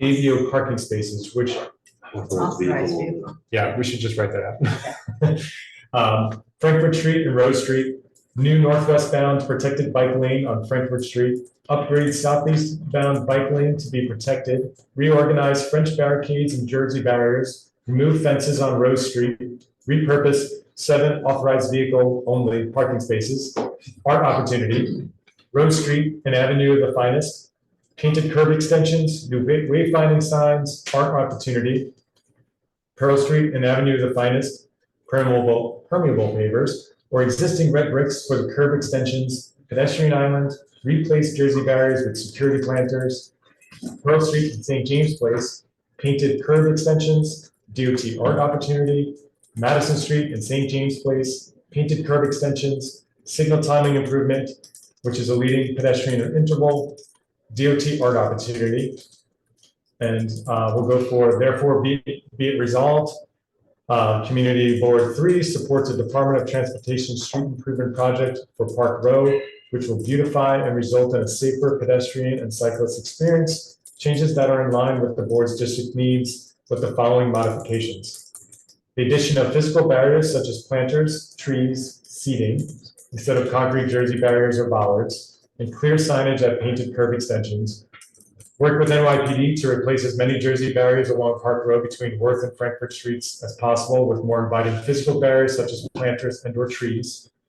Work with NYPD to move the concrete barriers blocking off the old Park Road North exit ramp closer to the ramp to add space at the pinch point, specifically the elevated area currently used for parking. Work with NYPD to ensure NYPD vehicles are only parked in designated parking stalls along Park Road. Work with NYPD to ensure the proper locating and timely removal and storage of any temporary barricades deployed so as not to block or detract from the pedestrian experience along Park Road. Lighting and artwork at the base of the staircase from the Brooklyn Bridge and the One Police Plaza underpass to better guide visitors and increase sense of safety. Prioritization of local Chinatown and Lower East Side artists for any DOT art projects, and follow up with the Manhattan Borough President's Office to officially partner on the Million More Trees project. And therefore, be it further resolved, Community Board 3 supports the near-term street improvement project to beautify Park Row and making it a safe, welcoming, and functional corridor that prioritizes pedestrians seeking connections between Lower Manhattan, South Street Seaport, Brooklyn Bridge, Chinatown, Little Italy, and Lower East Side. So again, we're going to talk about this with the committee. Okay. David, you're the first one. One correction, I think it's the fourth whereas, it says that they presented in, it should be May, instead of March. Yes. Sorry. Time is relative. There have been different presentations, probably in March.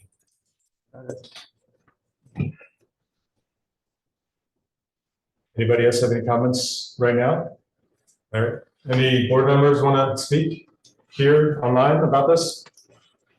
Okay, I'm gonna just go through, we've got a few people that want to talk about Park Row, and so I'll call you up and then if you could speak.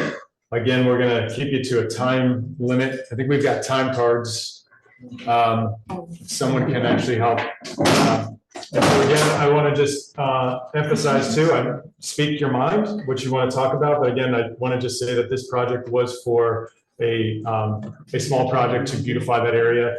This is not the larger Chatham Square project that EDC and DOT are working on. This is not the $4 million that is still sitting there from the grant money. This is not looking at anything with vehicles at the moment because DOT is still working on traffic studies. And they will come back to this board and you will all have comment to be able to comment on that when that comes back. Right now, we have no information. So again, what we're looking at here is like the sidewalk is really narrow. Can you get us a better sidewalk connection, make it a little bit prettier, get the barricades in a better location, and also just make it a safer pedestrian experience for folks that are walking through there, make it more welcoming, get some signage, and just reconfigure some of the street. So again, some short-term improvements that hopefully we all kind of like. So with that, Victor Huey. 2 minutes? 2 minutes. I don't need my, oh, you. We just, yeah, we need the mic. Yeah, sorry, we need the mic just because the folks are listening online, Okay, just well- for video. Okay, my name is Victor Huey from the organization for Chinatown Organization for Media Awakening. We're a nonprofit. Trying to tell stories about our community that's been there for 150 years. We fought for every inch to create a safe place for the Chinese community to exist. Over the last 2 decades, from 9/11 on, for the closing Park Row, building the jail, creating these mechanisms without community support. What's going to happen is that you're going to have a beautiful street, but the community is being destroyed piece by piece by these plans that don't take account for this 150-year-old community. Everything, every inch of land, street in Chinatown has been fought for through discrimination, prejudice, and it's the cultural center of the Chinese community in New York City, the largest Chinese community in the United States. And until we get our voices heard, Chinatown will be destroyed by 1,000 cuts. We lost Park Row, parking spaces, the jail. Are you kidding me? 50-story jail. PS-23 burnt down. Where's the money coming from? All of a sudden, the 20 million DRI grant is all of a sudden hijacked to a new plan. It was supposed to be given to Chinatown to help it survive, not help it die. Thanks, Victor. Campbell? Oh, I signed up for the next. Oh, sorry, wrong file. Howard Huey.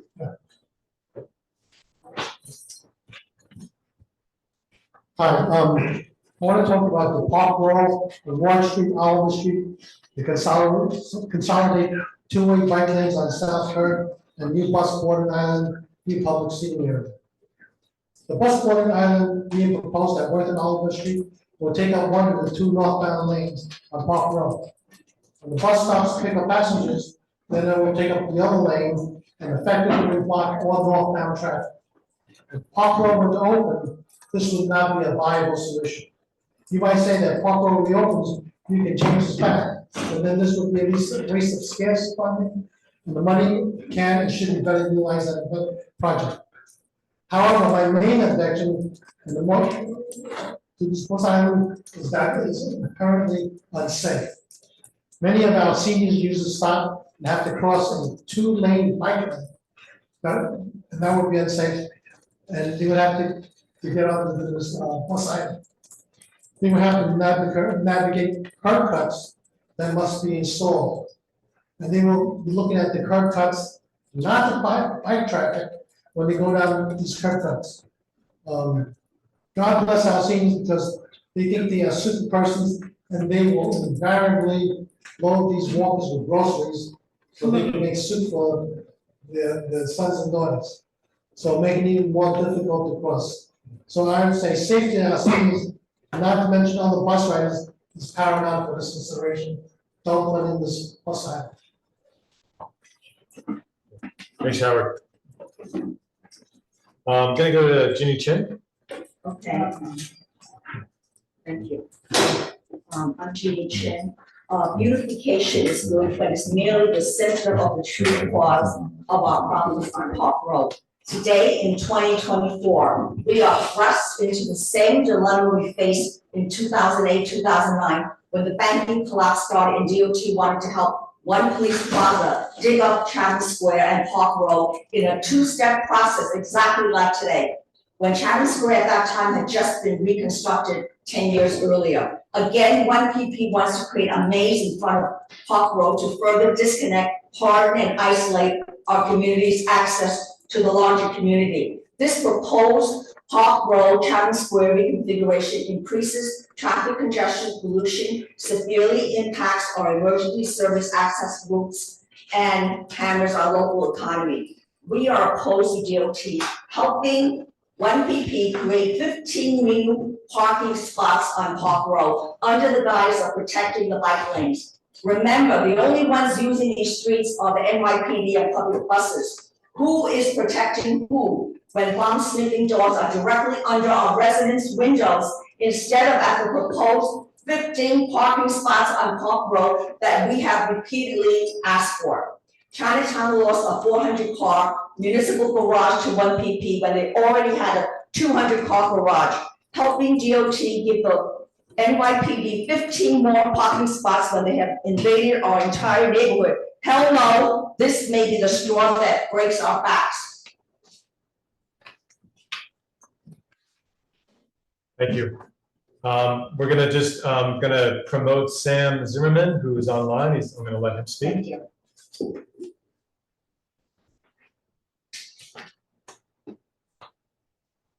Sam, if you just accept that, you can then be able to speak.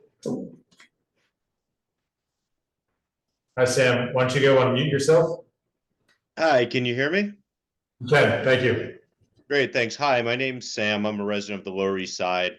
I use Park Row a lot these days, but until relatively recently, I didn't even realize it was open for pedestrians because it's been so unwelcoming and militarized by the NYPD, who took the street away from the community after 9/11. But now that I've been using it more and more, I think it's just such a great asset for pedestrians in the community going between Chinatown, Brooklyn Bridge, Financial District. And I see the huge number of people walking off the Brooklyn Bridge and how they can support local Chinatown businesses if they're invited in through a welcoming street design. So I support the street improvement plan to make Park Row more welcoming to community residents, visitors. With all the ongoing construction on the waterfront, I think that Park Row is even more necessary for a pedestrian connection between lower Manhattan neighborhoods. So I hope the committee will support the street improvement plan. Thank you. Thanks, Sam. Okay, we're gonna go to Jeannie. You already, I knew this. She'll get it. Yeah. Sorry about that, Jeannie. Jen Lee. Yeah.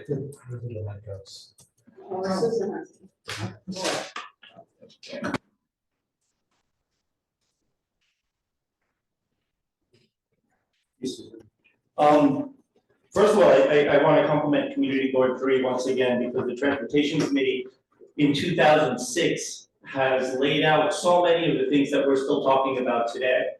2006, there was a recommendation to adopt a resolution that was written in 2003. There's many comments regarding a lot of the things that we're saying. I want to piggyback on what Victor was saying, that the ever increasing footprint of incarceration and the NYPD has not gone away, it's gotten worse. We're looking at the same things that we talked about in this document, which is the resolutions and recommendations from 2006, have actually become exacerbated. And I think that we have to be very careful not to fall into the trap that we were facing in the early 2000s when the NYPD tried to make things prettier, to make it not so bad that they were occupying our neighborhood. They are still hundreds of feet encroaching into our neighborhood. Their activities reflect and reverberate throughout our neighborhood, whether it's their cars, whether it's their taking over our streets, but just the mere activity that they exist. Combined now with the largest jail in the world, a few blocks away, combined with construction that's going to be going on from 70 Mulberry Street, this ever increasing presence of NYPD should not be made pretty and therefore made permanent and therefore made acceptable.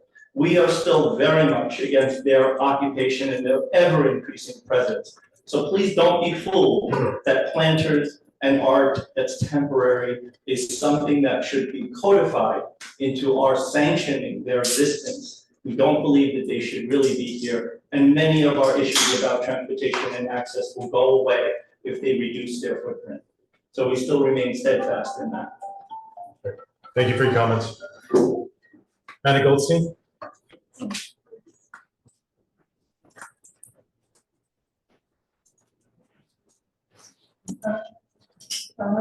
Regarding pedestrian and traffic safety, I strongly urge that the DOT keeps the southeast corner of Park Row and Oliver as is, without building out the sidewalk and without adding a new bus boarding island.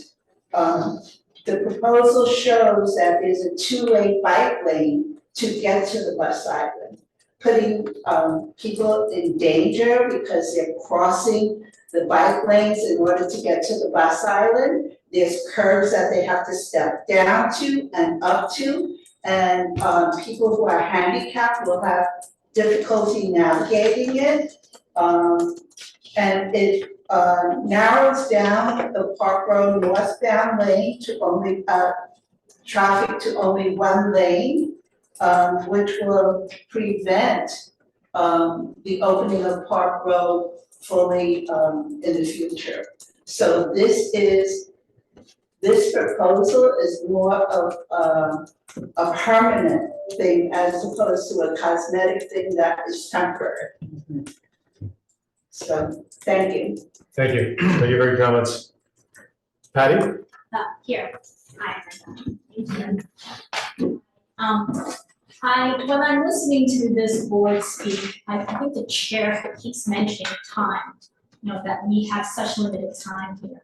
But yet, this proposal of this temporary beautification project is actually taking up everyone's time here, the board's time. You're trying to pass a resolution for something that is a temporary art project in an attempt, really misguided attempt, to make the Jersey barriers pretty. If you go up on Park Road right now, you will see that they in fact have already started painting and making the Jersey barriers pretty.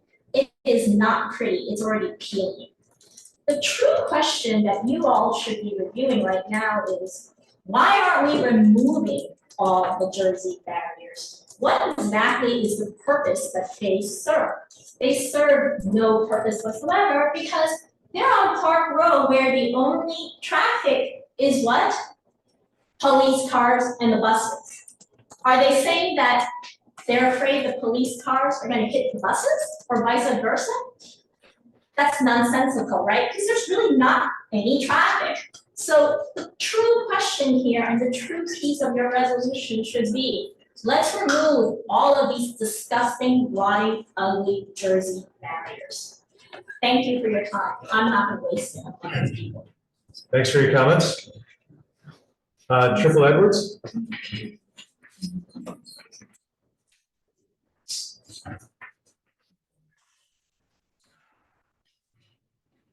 Rick knew your committee a letter, and inside of it, there's a lot of questions and comments and visuals for you guys to take a look at, but I don't believe everyone got to see it. Because if you did, you would see exactly how dilapidated things are.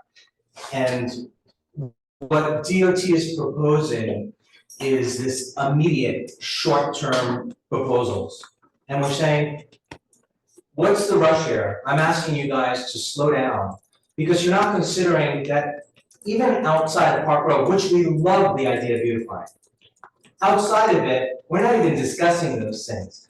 Frankfurt Street and Avenue of the Finest, St. James, Avenue of the Finest, so forth and so on. Right? If you look at all of those intersections that they're also clumping into their safety zone, that stuff all has electronic arm checkpoints. So what DOT is doing is beautifying, replacing planters, relocating fences, reorganizing sugar cubes and bike racks. The word eliminate or get rid of is not there. So let's paint it and let this community keep living with it and accepting it. Why are you even shortening the crosswalks and building permanent curb things? Because as we've said, they've closed off those streets. They've closed off those streets and they've usurped it for their own parking. So my point is, small changes, they flow into the bigger picture. And the bigger picture is we have a stranglehold on our community from the NYPD. There is no need for this kind of security, maybe after 9/11 when we weren't prepared. But we're 23 years later right now, and our capabilities are so much stronger. Our vigilance is so much stronger, but yet the NYPD insists on growing, expanding. I'm tired of living in the campus of NYPD. We've watched this campus crumble and fall. Thank you. All right. I do appreciate everyone coming out here tonight. So thank you for taking the time out of your night on a Tuesday in June, when June is typically really busy. So I really do appreciate you coming out here tonight and letting us hear that. So I'm going to just close the discussion for the public right now, bring it back to the committee. And again, we have this resolution that we're working on. Do we want to just? Yeah, I just wanted to address Patty's comment. I think we have it in here, but we can strengthen it. We have worked with NYPD to replace as many Jersey barriers along Park Road between Worth and Frankfurt. We can edit it to say to just replace the Jersey barriers or remove the Jersey barriers. Sure. Oh, sorry. Maybe. Yeah, Right. I think it should say remove all Jersey barriers. It should be because there removed. no purpose whatsoever, since there's no traffic there.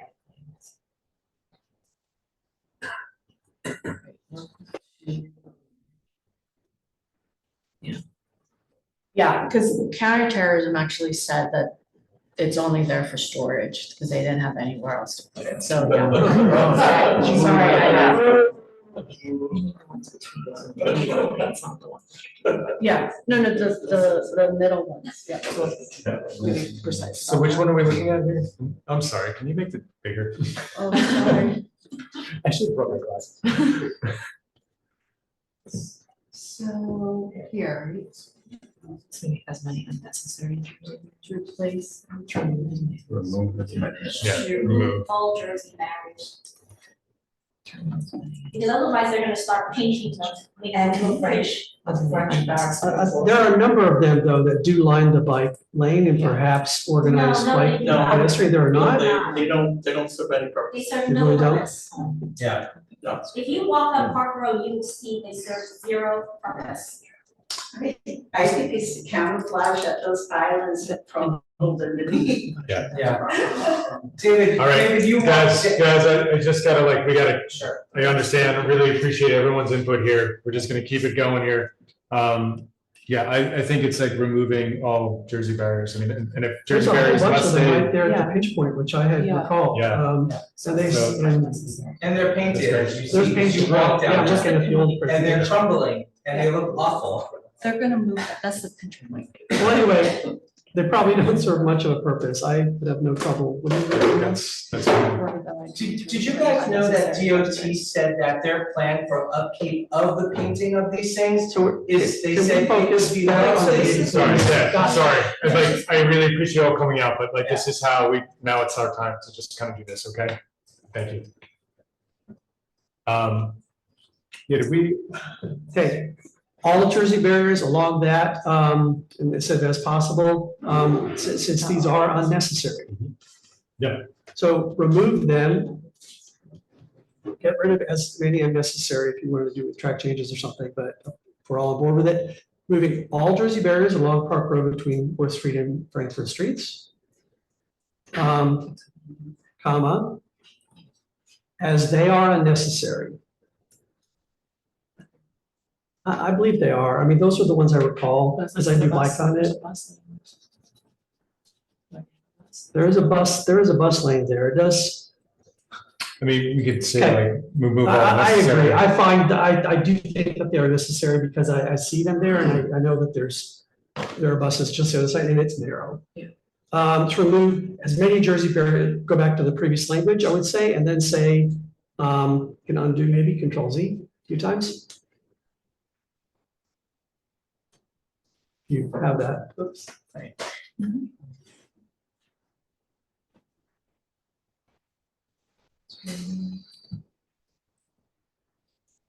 As many unnecessary Jersey barriers along as possible, comma, well, put dash instead of with, I would say dash. And then let's have a little phrase in there saying almost all of them are there for storage. Almost right there. Almost all are there only for storage. Yeah, and put word or only in front of for storage, a dash. Change, put a dash right, okay. And then go back only for storage. So may I say, David, can you? No, you may not. Okay, that's fine. And then instead of more there, replacing as possible, replacing them with more inviting, yeah, physical barriers such as, and that's as necessary, replacing them as necessary with, if you're at the word planter, okay, there you go. Sorry, I heard you typing and the cursor was up there. That was the correct place. The screen is lagging your typing, that's all. Go back where you were in front of the word with and write as necessary. Can, as necessary with.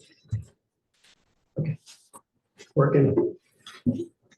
Anyway, this says what we want there, and it's sort of a compromise, but I prefer keeping the necessary Jersey barriers. I agree. Where it is very narrow and there's a bus passing right by bikes. Yeah, makes sense.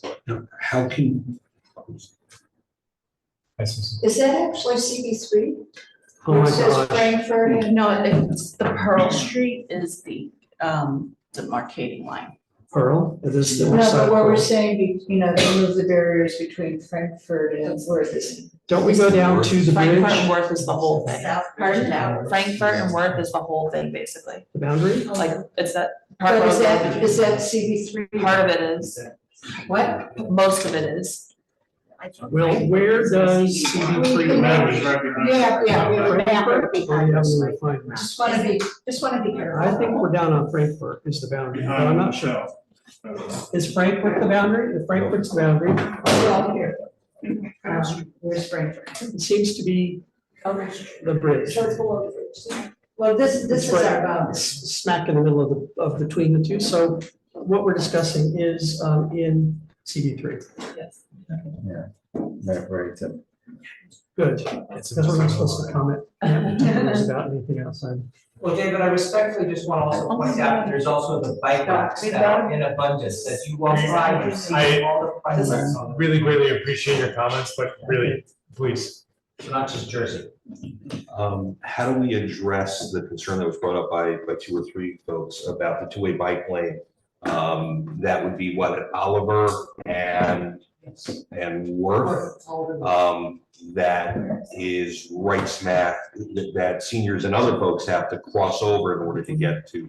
What's the description of the bus? Island. The bus The island. bus island. Is there a way of shifting that slightly so that the bike lane is on the other side of the island? I'm sorry, I don't have it. Hey Kate, I don't want to put you on the spot, but like, can you speak a little bit? Do you have any idea like what that bus island was? Is that, have we done that in other locations and they have found that it's safer or? Yeah, so yeah, so I would have to check. I believe we did consider putting the bus on island somewhere else, but ended up on that location. But I, again, have to double check what the my decision was and our findings about having it adjacent to the bike lane. Okay, so to that point, do we want to add just something that just says, and DOT to further review locations of any bus islands to ensure safety or something like that? We could, I mean, I don't. It gets It's like gonna be a lot better to have a platform as they do right now. Those two lanes still exist there. The bike lane is still there already, and this creates a pedestrian holding Like a area. refuge. So I think anything other than what they propose is less safe for everyone. Yeah. So I didn't actually follow exactly the line of reasoning that it was a problem. I think is that what they're saying is that it could block buses, as I understand. But there's no vehicles, there's nothing. Pretty wide so, right there. That's yeah. where, isn't that right where you enter off of Chatham Square into what blocking Yeah, it's shit? right. Police. Yeah. Right? Where? In order for That's at Oliver. Okay, well, yeah, that is right there. So that's, yeah. So in order for pedestrians to get to that bus island, they have to cross over. There's a the crosswalk. two-way Bike lane, as opposed to the bike lane being bumped out on the other side of the island. So I see their point. Yeah, but there's a crosswalk from the intersection to the island. Yeah. I mean, like to be honest. Okay, so there's a crosswalk, but I'm not sure where the bus currently stops. The bus currently stops where the bike, at the curb where the bikes are. Yeah, so it's a shared situation. Yeah, here it is. Here's the diagram existing in what they're proposing. We've got one. So yeah, in other parts of the city where this is set up, it actually is safer for folks getting on and off the bus because they're on a designated island. Once they cross the crosswalk to the island, which is versus people coming, a bike lane merging where unloadings happen. So that's more unsafe. So where we have space in our communities, these islands are gonna be really valuable for both bus drivers and for the cyclists. Where are you getting that data from? We'll just, Where's that data coming from? okay, we don't need. Is there a motion on the floor to amend this, because otherwise we're just There saying is, nothing? yeah. Okay, does Yeah. someone second it? Okay. It was, what will happen if the bus doesn't pull to the curb, cyclists are gonna continue along the curb, and then there's a real conflict. Another thing that happens is if there's no bus coming and people are stepping out off the bike lane to look down the road, which happens constantly, trust me, I cycle a lot. That's not safe for them either, and this gets rid of both of those situations. So I am absolutely in favor of. So am I. building this. I actually don't see that, and considering that this is a NORC, and that when you have seniors, it's not just getting on the bus, but it's also exiting the bus. So while I may see your point on entering, getting off, I see it as a safety concern. But I see like the island goes to the crosswalk where that is the safest spot to cross when there is a bike lane, because it's a vehicle lane. It's like if you're crossing the bike lane, it's like crossing a vehicle lane. You should be crossing at the crosswalk. And what this does is it brings them kind of inherently to the crosswalk because it's raised. It looks like it tells you where you're supposed to be going. But that's also assuming that the bicyclists will stop just because it's a lane of Well, that's traffic. a completely different story, but Yeah. that's a different story, but it is the safest at an intersection. I don't believe so, but there's no second on that motion, so. Okay. All right, good. Are we, I think we're good here, so let's take a vote. We'll just go down the line on this one, just if you could start at the end. Yes. Oh, yes. In favor, yes. Yes. Yes. Yes. Okay, great. Thank you. Thank you. And again, thanks everyone coming out tonight. So the next one we're going to go to here is the request for support for DOT to strengthen daylighting regulations. And so this again was another meeting that we're coming back to do the resolution on here.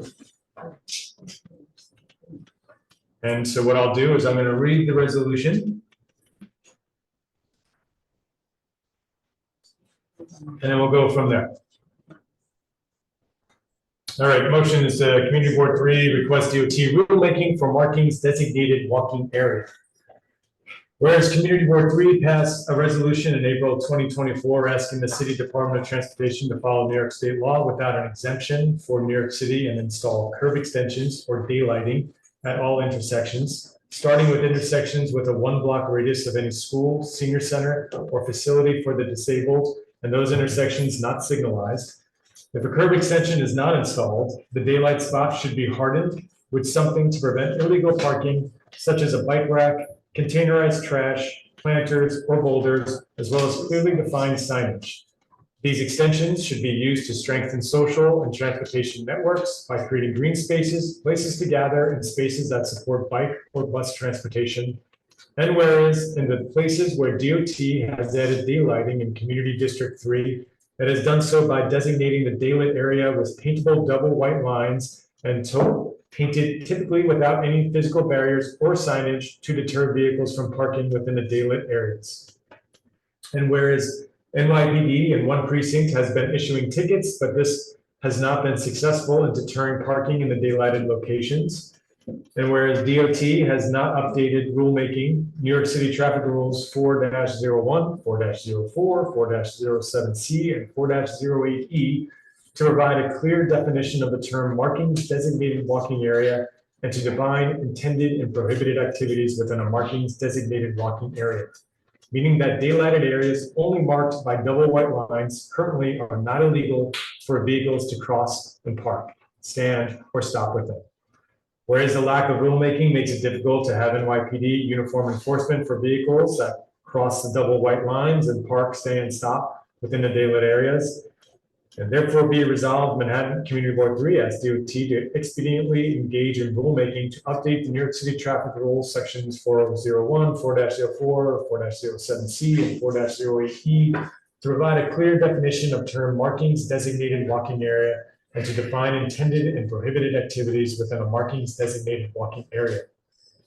To prevent any operation of a vehicle, including parking, standing, and stopping, in areas marked by a double solid line or bound by a double solid line at the curb or edge of traveled way that is intended to provide additional sidewalk, median, or refuge space for walking and to empower enforcement activities against such motor vehicle operation.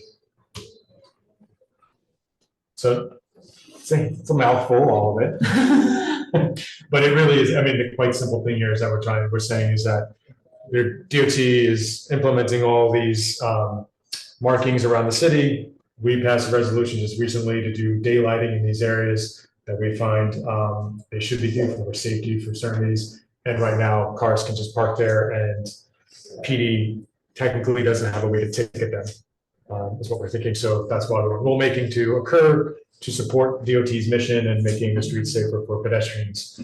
So that's it. Any, David? So I was on the early emails on this, and thankfully I'm not anymore. We determined, I think, that like basically state law says local markings need to be honored or something along those lines, but they're not. What you now know is that they're also not able to actually enforce, or it's hard to get them to enforce without the rulemaking. Is that the situation where? Right. Okay, Right. well, I'm for it. I did not receive any speaker forms for this item. Anybody from the board want to speak to it? Oh, yep. Yeah, I was just gonna say, I think, not to make this longer than it needs to be, but we clearly have shown as a committee and a full board that we're in favor of daylighting, but let's make sure it works. I mean, this just seems like, you know, what's the point of doing daylighting if there can't be any enforcement to make sure it's happening? Right. And really, you know, a lot of the times when cars are parking in those daylit areas, it creates even more blind spots than if it was just slightly in the intersection, because they're even further out. And that's blind spots for drivers, for pedestrians, for cyclists. Today, you know, me and my daughter were walking to school, and literally a car was parked in a daylit area. A car didn't see, was gonna do a right turn without even seeing us. It was an illegal right turn because the light had turned red. That's a whole other issue. But, you know, we almost got struck on our way to school this morning because of this issue. So definitely in favor. Okay, great. And then just, I got actually a few emails into my inbox for this, and there were 3 people for it that had written as well. So, okay, show of hands. Great. Excellent, thank you. Dave, can I ask, I don't know what the procedure is, when there are emails regarding issues here, for example, this, those, if they can be distributed to the committee. And that's where, like, I was literally receiving emails until 5 minutes before this meeting, and so there was a part of me of like sharing some of them. I'm not sharing all of them, because in theory I had some that were positive, some that are negative, and so I didn't want, and a lot of actually positive ones came first, and then I got some negatives later, and I kind of decided that if I don't have everything, how do I say it? So let me go to the meeting and I'll say 3 or 4 were against, and do it that way, just because of and yeah, but it's a little confusing. Also, like, a little out of key to my personal email account, which is a little weird too. So that was a little frustrating, because my personal email account is obviously being circulated in this community, which is a little frustrating, because it's on every item tonight. So that was a little frustrating. So in theory, it's my personal account. So I'm bringing it here, but it's just something I want to actually talk about with the chair to understand that, but no time, because everything. Yeah. Sure. Yeah. If you're referring to the emails that I referred to earlier, you can't have an open meeting online. And this was like determination of like facts to decide whether we can stick it on the agenda or in what form. So if you were referring to those kinds of. Just in general. No, it's just in general, like Trip, he brought his up here in this email, like, yeah, he did email me to my personal account, and as much of, 10 other people did. And yeah, I've looked at it, but I also have a day job. Absolutely. You can just feel free to delete those. I always do. Yeah. I mean, when anybody who contacts me personally or community board business on my personal address, delete. So this might be a really good time to mention to everybody that these emails should all go to the community board office. I forward everything to the chair, but I try and do it in a more orderly manner. And he's not getting, nobody, it's not just this chair. None of the chairs should be getting, I don't know how people get personal emails. Yeah. I'm not talking about personal. But this is a different issue than what you're talking about. But if something comes to the chair of a committee, I would appreciate having that distributed to the entire. I'm just asking that when people send the emails, that they send it to the office. Sure. I will give them to the chair. Yeah, well, and to be honest, my question that I have for the chair is, when an email comes, it's outside of this committee, it's outside of this forum that is here to have public engagement. And these emails are like, kind of like, it's an easy thing, right? It's like a Facebook post. It's like this easy thing to get out there, but like coming, joining virtually when we have that option, but come to this meeting, have it engaging in this discussion here versus shooting an email and then me having to give time to that. I have a day I job, almost and then never also having to follow then that speak stuff. to it, forward it to all of you that have day jobs. Yeah. That's my question to the chair that I wanted, just like, what is that policy? Maybe we have to do a vote on it. Well, as too. the previous committee chair, I almost never follow that stuff because that's what the meeting is for. It's just someone taking advantage. Yeah, Michelle. And before you know, it wasn't I have possible. two things. Susan, can you just say what the correct email is? Okay, I'll do my second one first, which is, when I was SLA chair, we did gather community input through emails, but we had a deadline.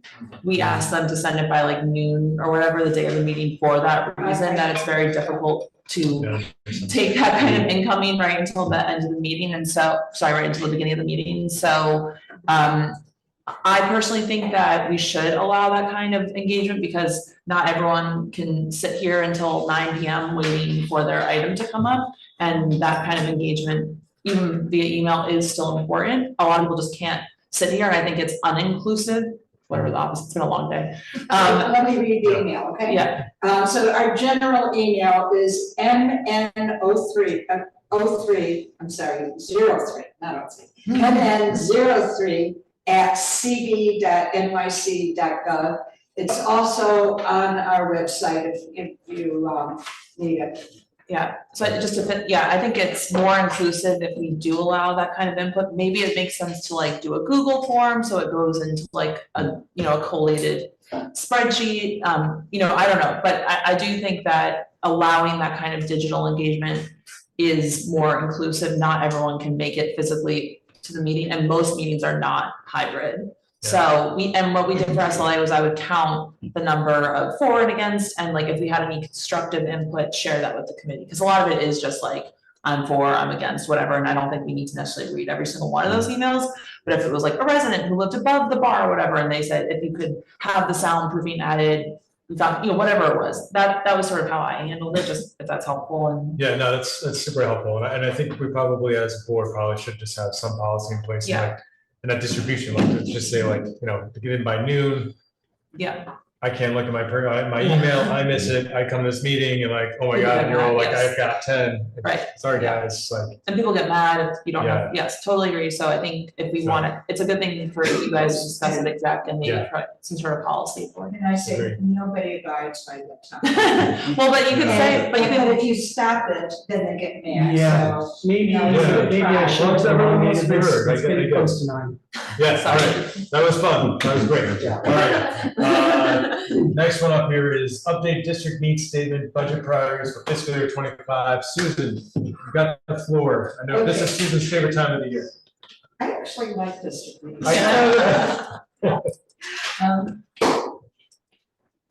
So I suspect that we're not gonna have time to discuss this tonight, which we really should be.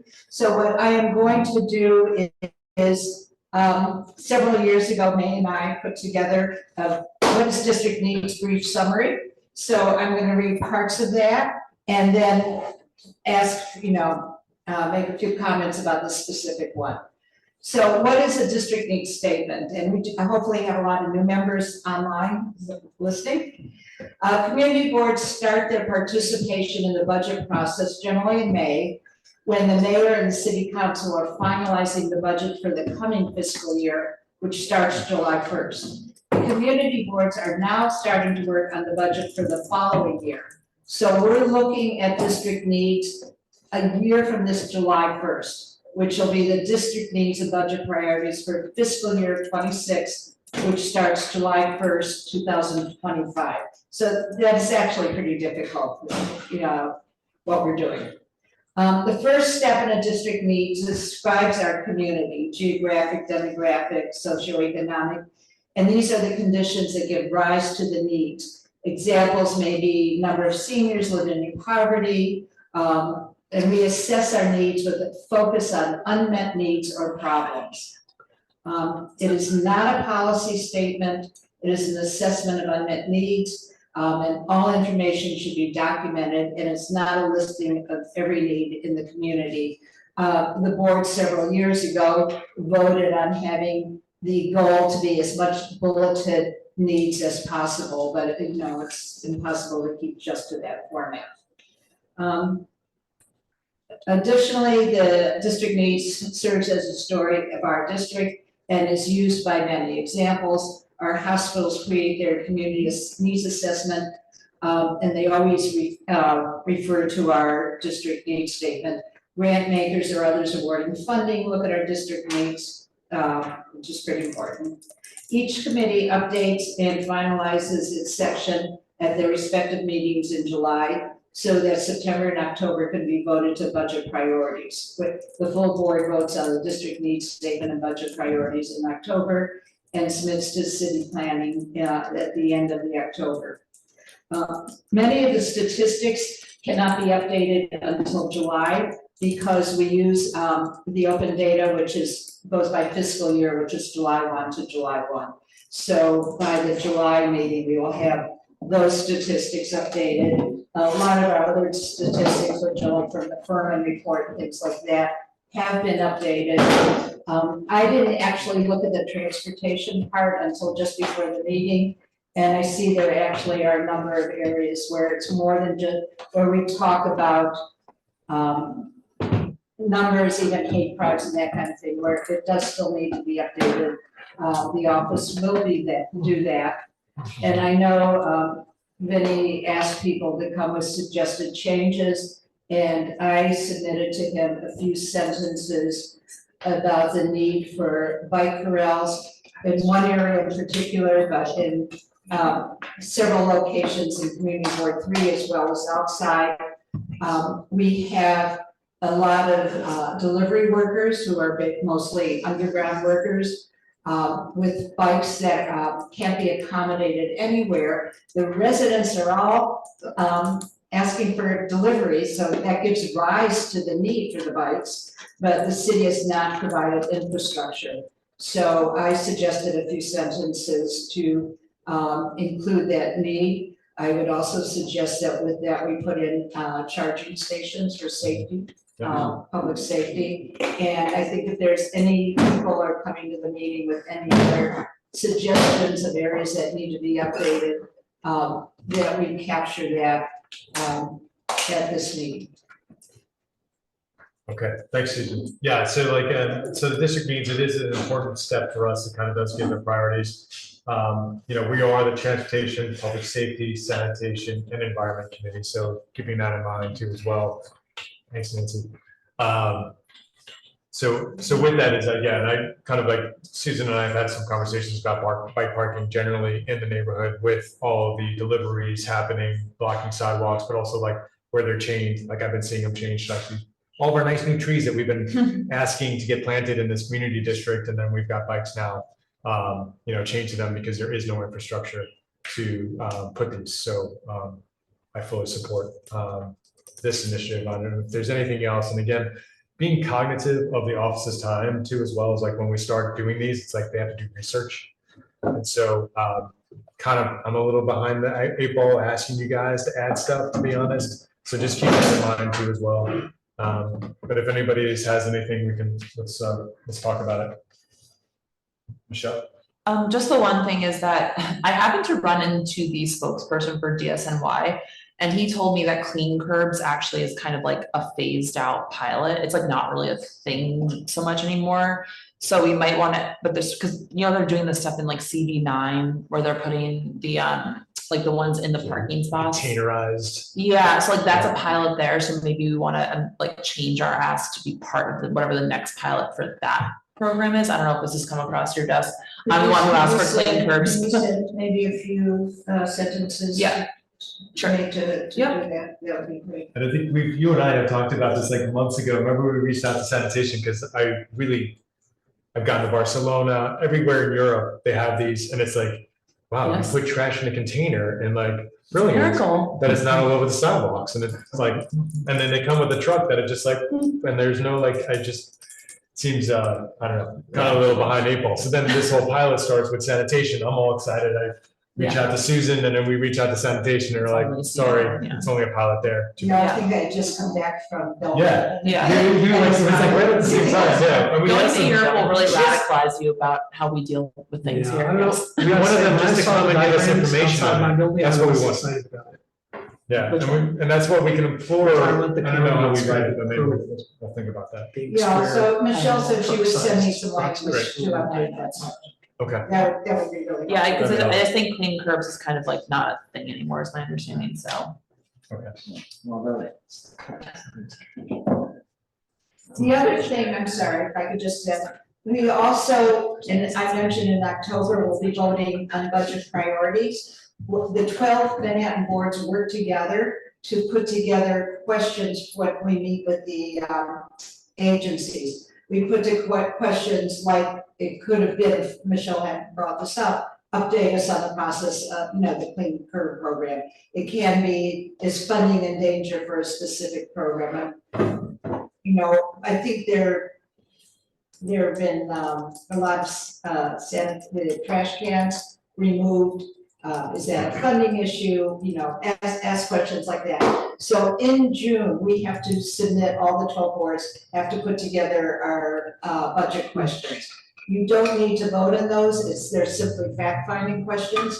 So if you could email any of those questions to either Vincent or me, and if you want examples, look under the About section on our website. It'll have capital and expense priorities. Because when we're voting, we can't say, what about this program? Because we don't haven't researched it. We don't know if it's adequately funded, if it's been replaced by another program. So we really need to research everything we're gonna be voting on. All right, thanks, Susan. Okay, all right. Let's go, we'll go to the next item and last item here.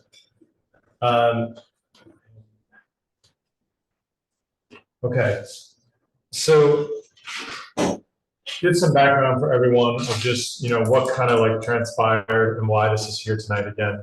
Briefly kind of talked about it in the beginning. Again, for everyone who's here, who's listening, I'm gonna read through this letter. Gonna then turn it over to committee. We're gonna just discuss it. We'll then open it up to the board members here as well. And then obviously for from the public who wants to speak. I have speaker forms here for folks that want to speak on this. And then folks online, they want to speak, raise your hand and we'll kind of go back and forth. We're gonna stick to 2 minutes if we're, and go from there. So last week, I'm sure everyone in this room is probably aware, Governor Hochul indefinitely paused congestion pricing, which was supposed to go in operation on June 30th.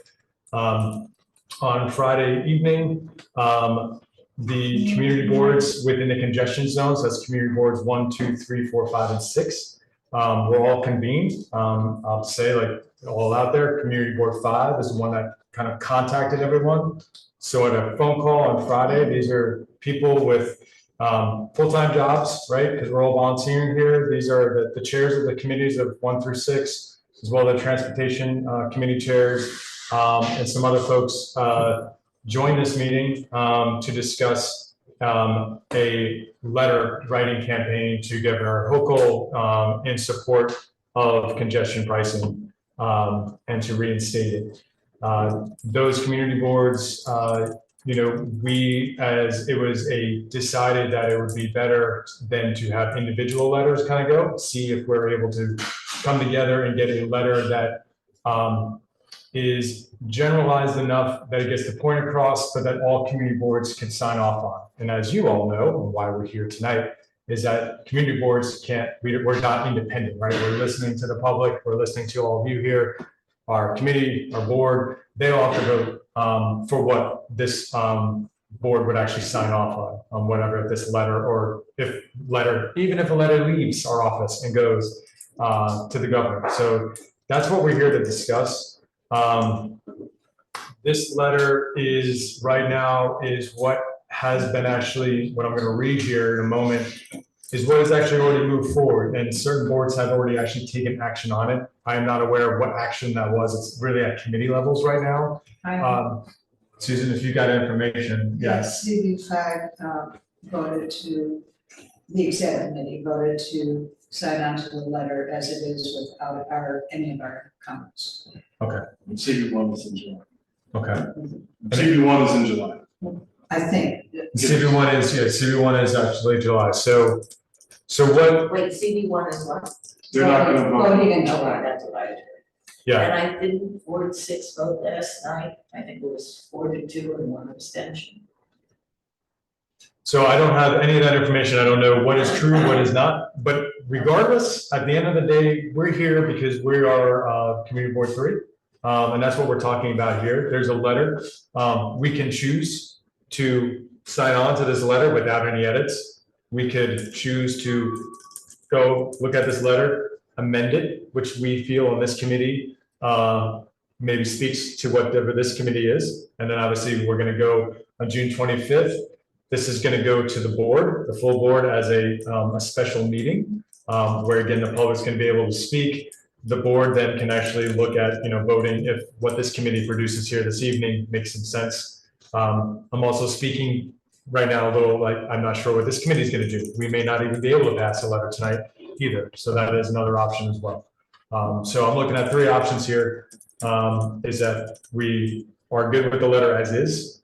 We are going to make amendments to this letter, or we're not going to move forward with this letter as a recommendation to the full board and let the full board deal with it. Or you could vote against it. And we could vote against it. That's the third option. Yeah, that's the third option. And then with that, even if we vote against it, does that mean that it still goes to our Yes. special meeting with the Everything board? we vote on goes to the. It'll still go to, so even if this committee says no, it'll go to our special meeting on June 25th. Again, the public's all invited to that to speak, and where the full board will actually vote. And that is when, so even if this committee approves something tonight, whatever it looks like, we approve it, it has to go to the full board. And then the full board has to approve it for us as a board to sign off on anything that's going to the governor. So Question, or clarification. I will allow you to ask. Thank you. It's just they used the date, June 30th, but that was never a set date. That was a date, Jana Weaver said, that they said, this is the day we want to do it, but they hadn't, it depended on getting a sign off from the state, from the federal government to Yeah, different and so areas. So I it was never a totally- clear date. Totally hear what you're saying. I think let's not get into like the inertia of June 30th, when it's gonna start. So right now, what I we're, said a clarification, I just. yeah, no, that's great. And I'll read the letter. And I mean, really what this letter, what we're gonna discuss, and I wanna hold a discussion until actually I read the letter. And I apologize, the June 30th date isn't just inertia, it's because this was put on the agenda for today's meeting, and the June 24th meeting was scheduled. If June 30 doesn't matter, and I think it doesn't, then we could put off that meeting, the full board, until July. So I hear you, Lee, and I understand what you're saying. I think what, and I'll go back to the discussion on Friday. So again, where this all kind of came together with all the community boards, let's see, the urgency was that a state law was there, it was moving forward. The governor stopped it, and let me speak. And the reason why they came through, why there's urgency to it, is that to get all the boards together to write something quickly, to go back and say, this is what we think at all. It was decided then that it was of urgency as all 6 boards to move forward and quickly. At an artificial deadline. It was to make an urgent thing. Andrew, please. I just want to offer a clarification, I've been wanting to speak, but I think we're completing a couple things. One of them is June 30th, which is when the commission person submitted their text. But the boards wanted to offer a comment before the MTA board was to meet on June 24th. Now, we won't have our full board meeting until June 25th. So either way, we can't really offer comments or approval or disapproval or whatever we decide to do before that, but it's still, I still think that was the rationale that all the boards were moving, was before the 24th date and not the 30th. Then respectfully, all the more reason why this shortened notice of this being put on the agenda for our main meeting is improper, because our main meeting, our full board meeting, is scheduled for after, and for us to jump on something put through by CV5, which, by the way, I think it's entirely improper for whatever was sent out by Community Board 5 to all the community board whether it's execs or chairs, and not to have been shared with members, maybe even full board, I'm not certain about that, certainly sounds like it flies in the face of the open meeting laws. It certainly flies in the face of what should be happening here. The letters on our website. No, Yeah, everything is publicly available since today and yesterday. I'd like to make 2 points, sort of order. One, I'd like you to share it when you read it. And secondly, so it doesn't seem like obstruction, you have 2 rounds why we shouldn't be talking about it. We should move into talking about it, and anyone who chooses to talk about not talking about it is taking one of their 2 rounds of speaking per Robert's Rules of Order. Well, if. I don't want to hear any more If we were to do about that, that, I'm unless sure the chair Robert's wants Rules- to talk about. I'm sure that whether Robert's to Rules talk of about Order has specific items about whether agenda items are. Here, you want to hear Robert's Rules on that? Robert's Rules says that the meeting determines the agenda. I want to share this and I'm having problems sharing. So I want to move this forward so I can read this, get the folks up there, but why am I not able to share? Because I am a presenter. Why am I not seeing that you kicked off as a? No, I'm just flying apparently, like literally. All right. It's not so, you know. Yeah. Okay. Okay, so the letter is to Kathy Hochul, the MTA board, all the members that are listed here of the MTA board, New York State DOT Commissioner, State Senator Majority Leader, State Senators, State Assembly Speaker Carl Hastie, and Assembly members, Secretary Pete Buttigieg, U.S. Department of Transportation, New York City Mayor Eric Adams, Manhattan Borough President Mark Levine, New York City Council Speaker Adrian Adams, and all City Council members. So that's who this would, if this would be sent to. Okay, so dear Honorary Governor Hochul, members of the MTA Board of Directors, New York State DOT Commissioner Dominguez, Transportation Secretary Buttigieg, State Senators, State Assembly members, Manhattan Borough President Levine, and members of the New York City Council. We, the undersigned community boards that make up Manhattan Central Business District, CBD, are writing in response to Governor Hochul's abrupt and unilateral decision to definitely suspend the implementation of the CBD tolling program, congestion pricing, originally scheduled for June 30th. The stakes cannot be higher. 900,000 vehicles enter the CBD daily, resulting in heavy congestion that contributes to higher levels of air and noise pollution, adversely affects public health, increases emergency response times, diminishes overall quality of life for residents and car and bus commuters, and incurs hundreds of millions in productivity losses annually. There's Exhibit A. New York City's transit infrastructure is in dire need of modernization and expansion, yet faces significant funding shortfalls. To meet transit needs, temporary state funds and piecemeal financial measures are unreliable and insufficient, often subject to political fluctuations and economic constraints. Without a dedicated revenue source, the MTA struggles to maintain existing infrastructure and fund necessary improvements, leading to potential service cuts, fare increases, and further deterioration of the transit system. The vast majority of workers commuting to the CBD rely upon public transportation or public transit.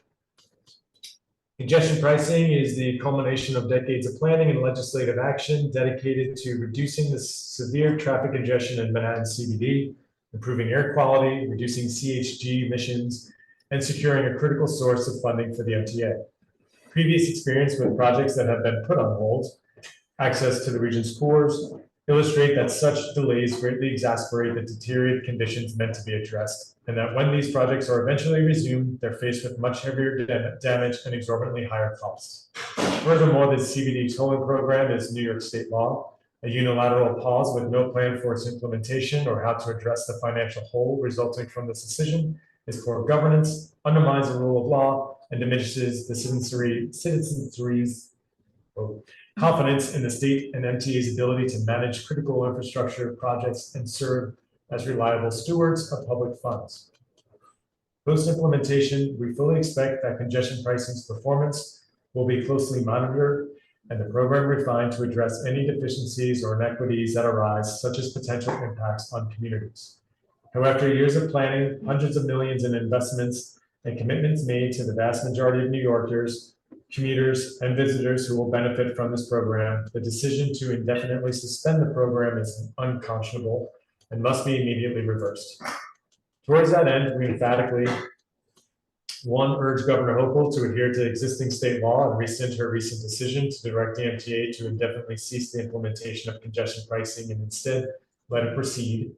Two, call upon the MTA board and New York State DOT commissioner to exercise their independence and adherence to their fiduciary duty to ensure the long-term financial stability and improvement of New York City's transit system by voting for and/or ensuring the implementation of congestion pricing without delay. Three, implore local, state, and federal officials to work toward the immediate implementation of congestion pricing and oppose any alternative plan cobbled together haphazardly to make up the budget shortfall in an unsustainable way. Proposed alternatives, if any, must encompass not only the transit infrastructure funding component, but also all the permanent and far-reaching benefits of congestion pricing. Example, improved traffic flow, better air quality and health, decrease in GHG emissions, more equitable transit, increased street safety. We urge immediate and decisive action by all the aforementioned parties to put congestion pricing implementation plans back on track.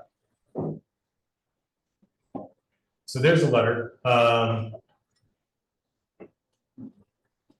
And so I want to talk about it. And, you know, so some of the concerns I would have to say that with this letter that we've expressed is that it doesn't include CV3's, e.g.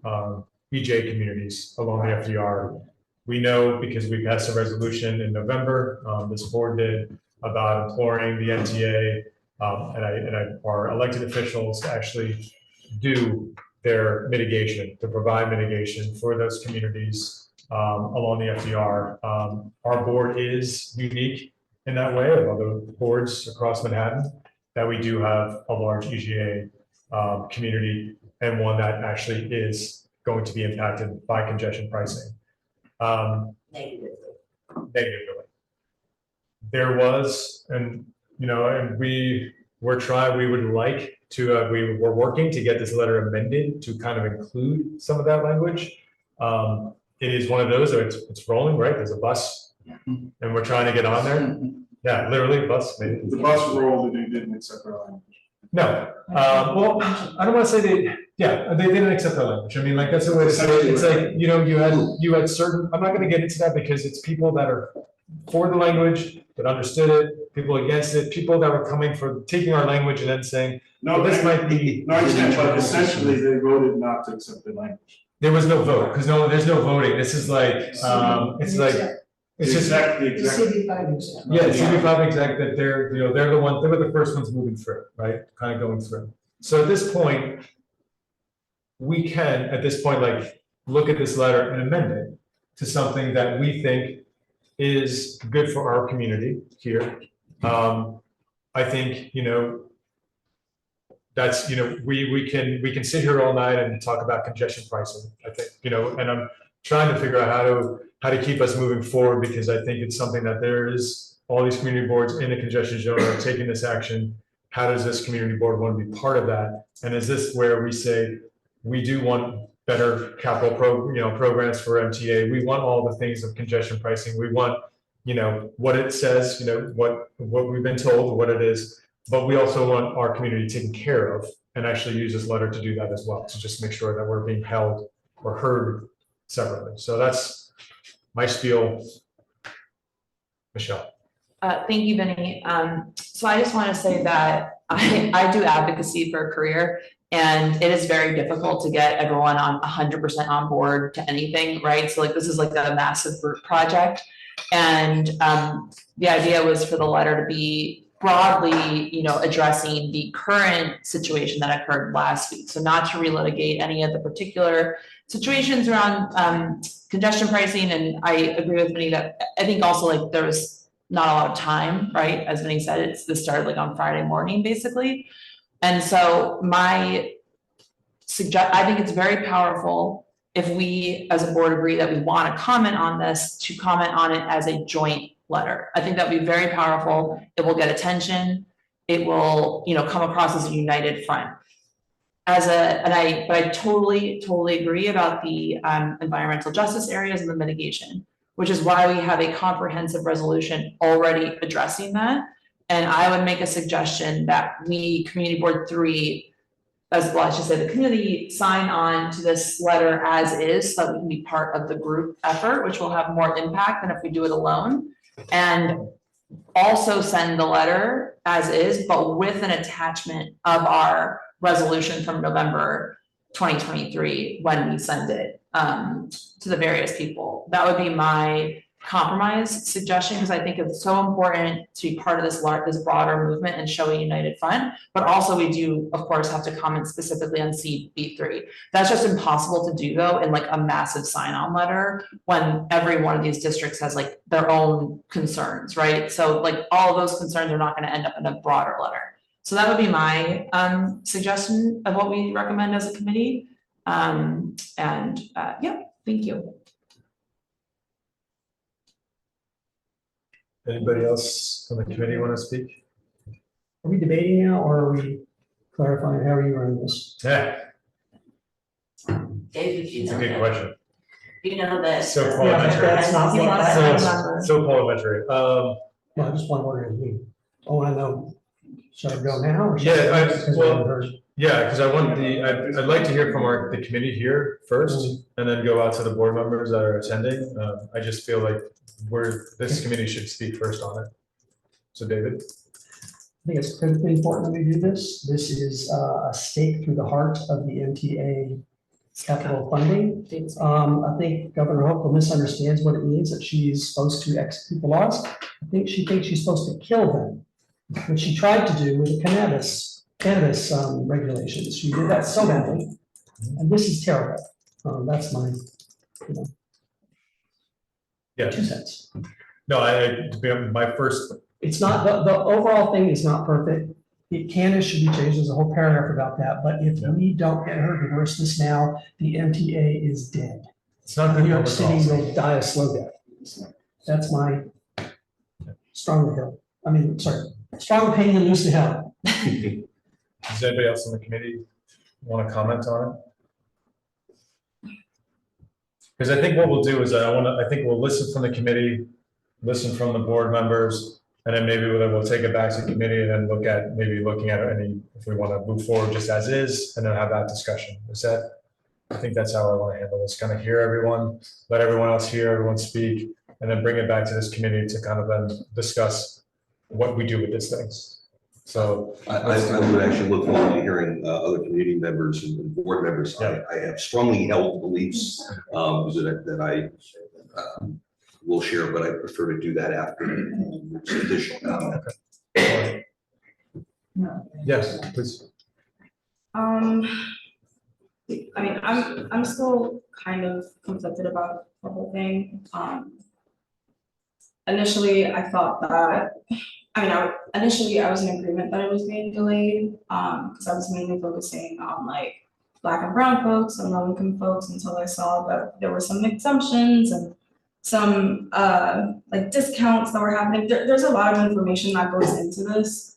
And I think also understanding the history of MTA, like budgeting and funding and like what that's been allocated to and all that. It's an extensive read. I was trying really hard to do it today and yesterday. There's just a lot of information with this.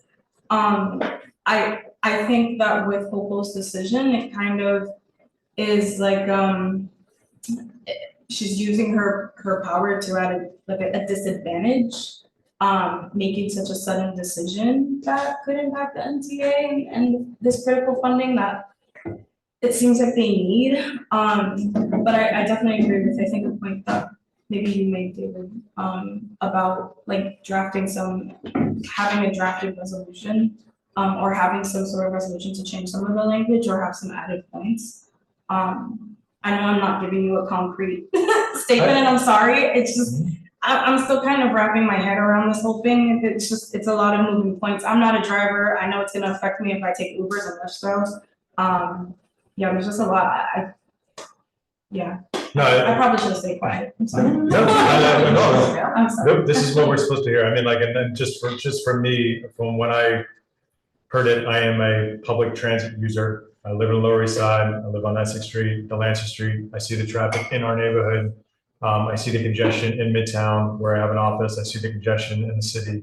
I was for congestion pricing and hopeful that this wasn't the end of the discussion, right? We keep moving. I love that we as a community board passed that resolution in November for our for the EJ communities along the FDR. I thought that was perfect, well exercised of us. I think what our governor did was it's bad public policy. It's a state law. You as the governor, you as our elected officials are supposed to move with state law. I just think it's a poor way to govern a state of this size, of this magnitude, when you are moving forward and you have got agencies moving forward. You've already spent $500 million putting in infrastructure, and then you pull up the rug without anything. And then also say that our subways are dangerous. My kids ride the subways every day going to school. I hope that they're not dangerous. And if you're saying they're dangerous, you should be doing something about it. So like, I took this very personal that it was just how it was done was incorrect with how you govern in a state. So that was me. And that's why I was very supportive of this, because that is really where my angst is that this is not how you run a state such as New York. So I mean, yeah, I think not even commenting on congestion pricing per se, I think you're speaking to why it's so important that as a community board, other community boards, folks who support democracy and, you know, the democratic processes that we are trying to always strengthen on a daily basis, sign on to this letter and put that and kind of call out the misstep by the governor here. You know, we're talking, you know, congestion pricing might have been on, you know, the public radar for like the past year or so, but we're talking decades of advocacy, you know, decades of people fighting on the legislative front to get this to happen, years and months of planning, you know, budgeting by the MTA, exhaustive conversations and forums that many of us have participated in, engaging in that democratic process. All those things that we have encouraged and continue people in our community encourage them to do, to be civically engaged, just basically gets dismissed by this unilateral decision. So really bad government.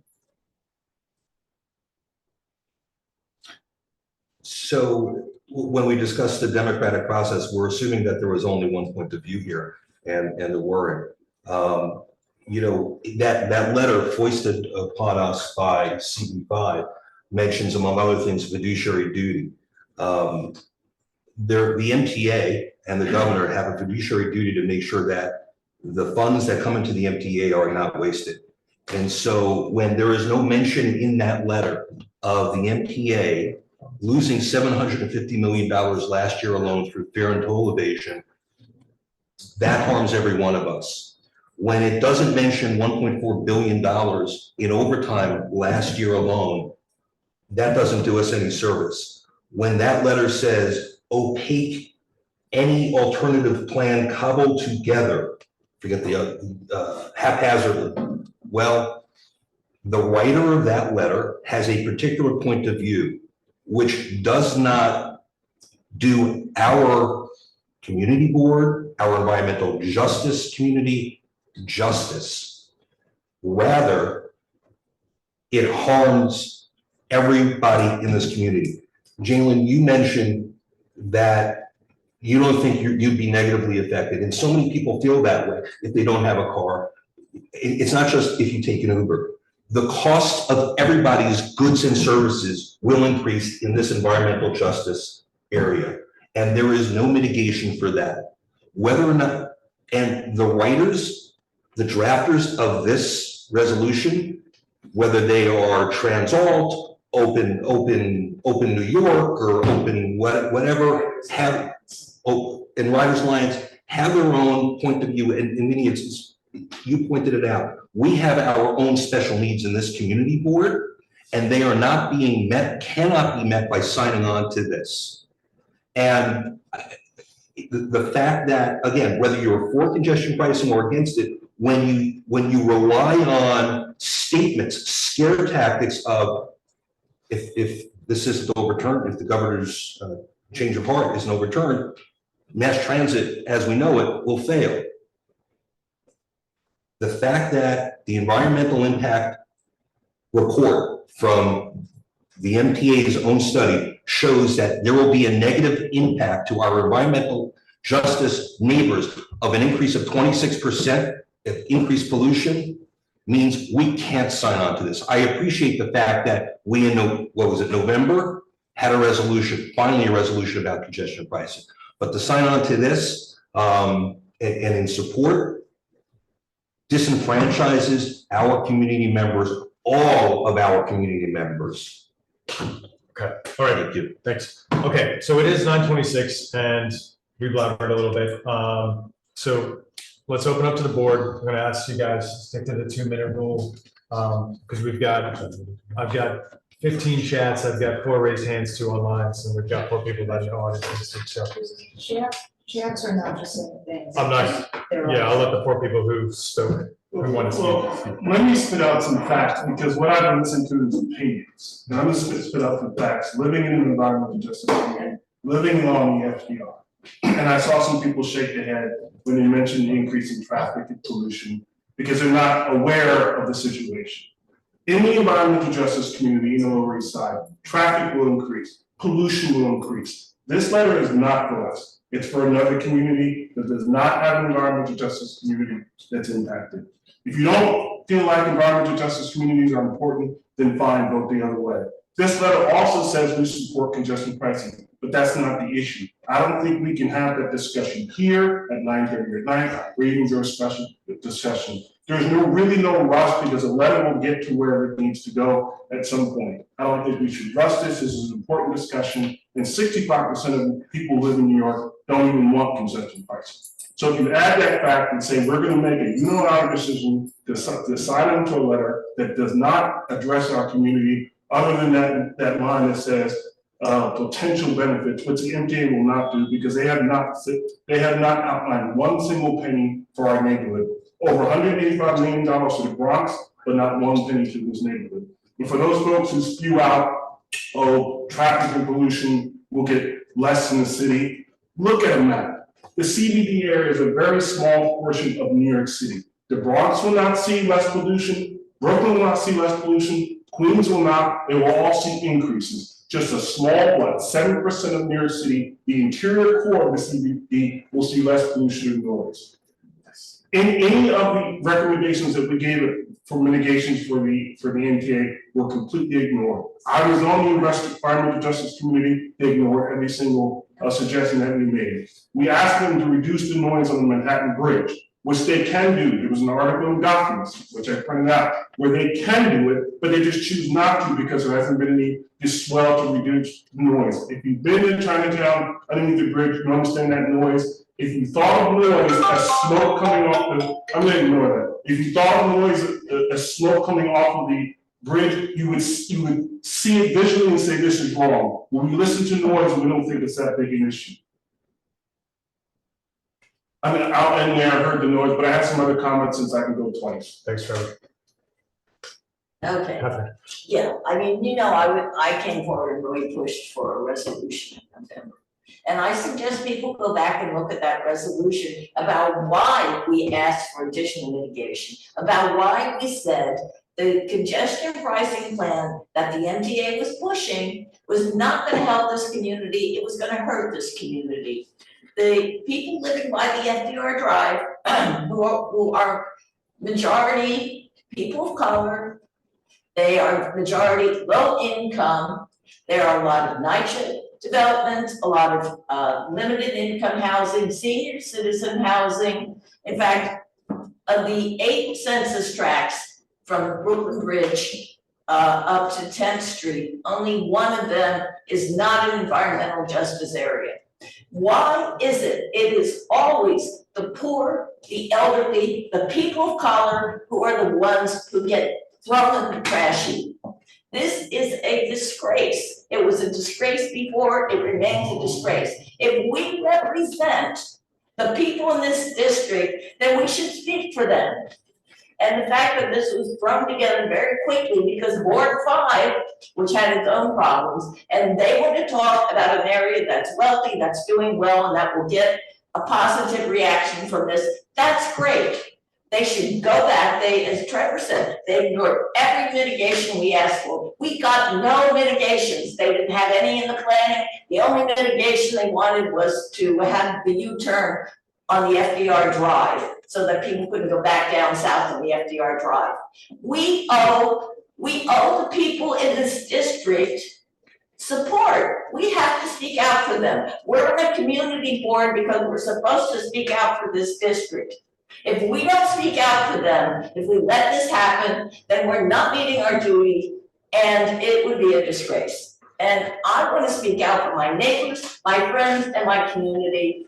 And we owe this community a debt. We took on this position because we said we would speak for the community. We have to speak for the community. This does not help our community. It doesn't. I'm just gonna add, because I'm gonna take up my second time, that if Hold you on, look at the. Trevor, everyone else has spoken, so I'm just gonna go. Okay, so I raised the point congestion pricing. I think what the governor did is really bad. However, and yeah, I would like to see less cars everywhere, including in the Midtown area.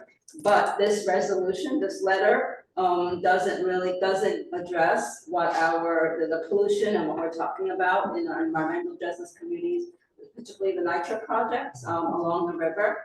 And I wish that CB5 had, I heard about some suggested language to put in there and they didn't accept it. And the language didn't hurt, it didn't dilute anything. It just, well, I mean, why can't they be concerned about other communities that's not theirs? I mean, what's wrong with that, right? There was absolutely nothing wrong with that, but they chose not to.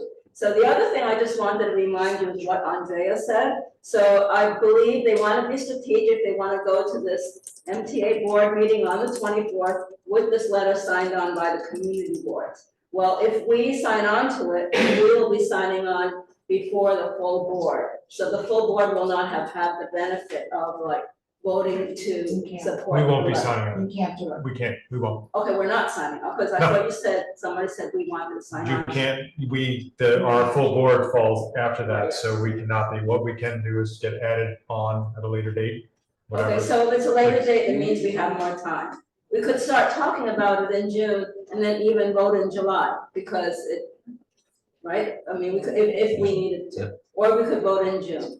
But, so we can consider other things to add into this letter. And I think it should be stronger than just attaching our resolution. It should be in the text of the letter. Thank you.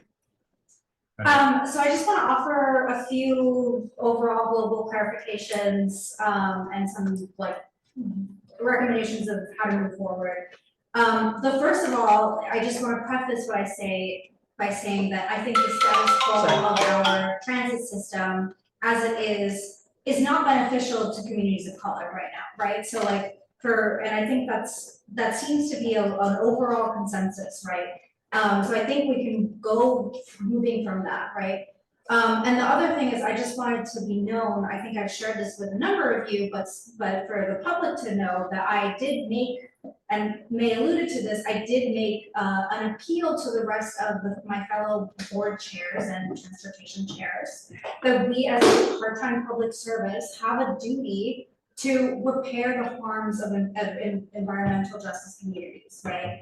And how they behave is not something I can control, but I did try to make an impassioned and reasonable plea to include this because I believe it does not dilute from our message. In fact, it probably enhances it. So I just wanted to put that out on the record. And then again, this isn't anything to sway you all or one way or the other, but I know there's a lot of consternation that we're having this discussion right now. But I think that the gravity of the situation merits having this discussion. And it also presents us with opportunities to come up with ideas for mitigating all of these transit issues we face, right? I know this is very, very broad strokes, but if we do have additional time, depending on what we as a board decide to do, like, we can dig a little bit deeper into some of these things, right? I'm thinking of micro distributions and like, how does that intersect with congestion pricing proposals and so on and so forth. So I know that's like very fluffy things to say, but just wanted to set the record straight.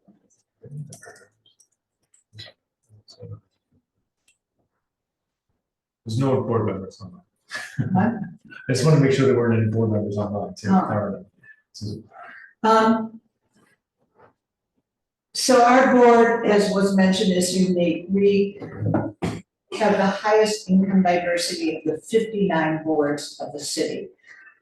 We are surrounded by wealthy boards. None of them have environmental justice communities. And people can compromise and get together. We have 2 sentences we suggested adding that did not take away from this letter at all. Personally, I don't want to get into the letter. Personally, I wish most of the cars were off the streets. That's my own personal opinion, but that's not what I'm getting into. I have also done advocacy for many, many years. And I'm gonna say the 12 district managers work together all the time, and we do include each other, we try to make each other happy. So just putting in 2 sentences to note that we have an environmental justice community, which means people die earlier, that's what it means. And does not take away from anything. Our board must stand up for our community, and we have a history. And I'm gonna say early 90s, we made environmental justice history with Catherine and with David. You have no idea how we work. And we got the courts to change it so that fine particulates were to be considered an environmental assessment for the first time ever in Manhattan. And In the country. it was in the country, I'm sorry. We can make a difference, and we have, environmental justice is so important. I mean, we're talking about people, and we're letting very privileged, comfortable people who should be, feel so happy that they have the gifts that they have, but that doesn't mean that they shouldn't care about people who are more vulnerable. And it doesn't take away from it. And CB3 has always been a rebel. We've always stood up for ourselves. Attaching the resolution, I know practically what will happen if it's not referred to, it gets lost, and it's just not gonna be there. So take the same letter, add 2 sentences, and send it with theirs. Can I just make a point of information, point of order, whatever, on that? I didn't get the sense that the other boards were like so against adding it. I think it was really a timing thing because the suggestion was made after they had already felt like it was baked. I don't really like it that you shake your head when I'm speaking, Susan, really, it's really off-putting. You often shake your head when we're speaking and it can be very. I'm sorry, I wasn't hearing, it's actually my hearing. Okay, sorry, so I just wanna say, I think I don't really think that they were trying to be like, uncaring about CB3. I think there was a little bit of like, it was later than they wanted to get input on the rest of the letter. Because CB6 specifically needed to have it baked by Sunday night so that they could bring it to their, like 24 hours before their meeting last night. So I understand that there might have been some like consternation on that thread, but I really don't think it was like because the other boards thought that we're like so, awful and like annoying. I think it was more just like people had spent a lot of time working on it and the recommendations, which I think are good ones, came a little bit late. That was my sense of it. I just wanted to clarify that, And you may be absolutely right. Yeah. We don't know. We're both, it's a subjective thing that Yeah. we're reading into. But I'm gonna say that's how it comes across to some people. And it's not a difficult thing to do. Again, it's 2 sentences that don't take away from anything. It simply says, we want to know that CB3 still needs mitigation for their environmental justice areas, and that's it. I mean, it's humane, it's just humane. All right, let's move on, Trevor, and I I just want wanna- to get to the public Yeah, too. I just want to add those 2 things. I still have a problem with the letter because we need a robust discussion, because this essentially supports congestion pricing. I don't have a position either way. I just think from a board standpoint, we can't sign something that says essentially we support it, even though people conflate the governor's, flip-flop with this letter, we can't essentially sign this or sign on to it until we have a robust discussion.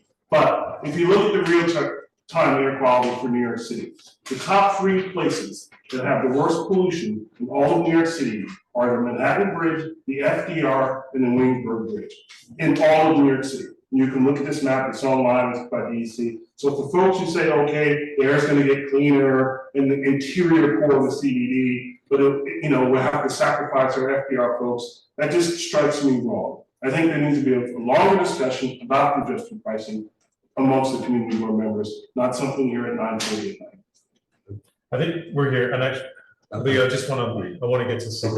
I apologize, as a point of clarification, Michelle mentioned what sounded like other communications with CB6 and CB5. Who was privy to that? Were you part of this? Yeah, not a problem, At whose invitation? because I have relationships with other boards and I was reached out to first. Were you? But she wasn't in the meeting that they were talking about. She does politics, as do you. Okay, was that in your role as CB3 member? I'm waiting for an answer.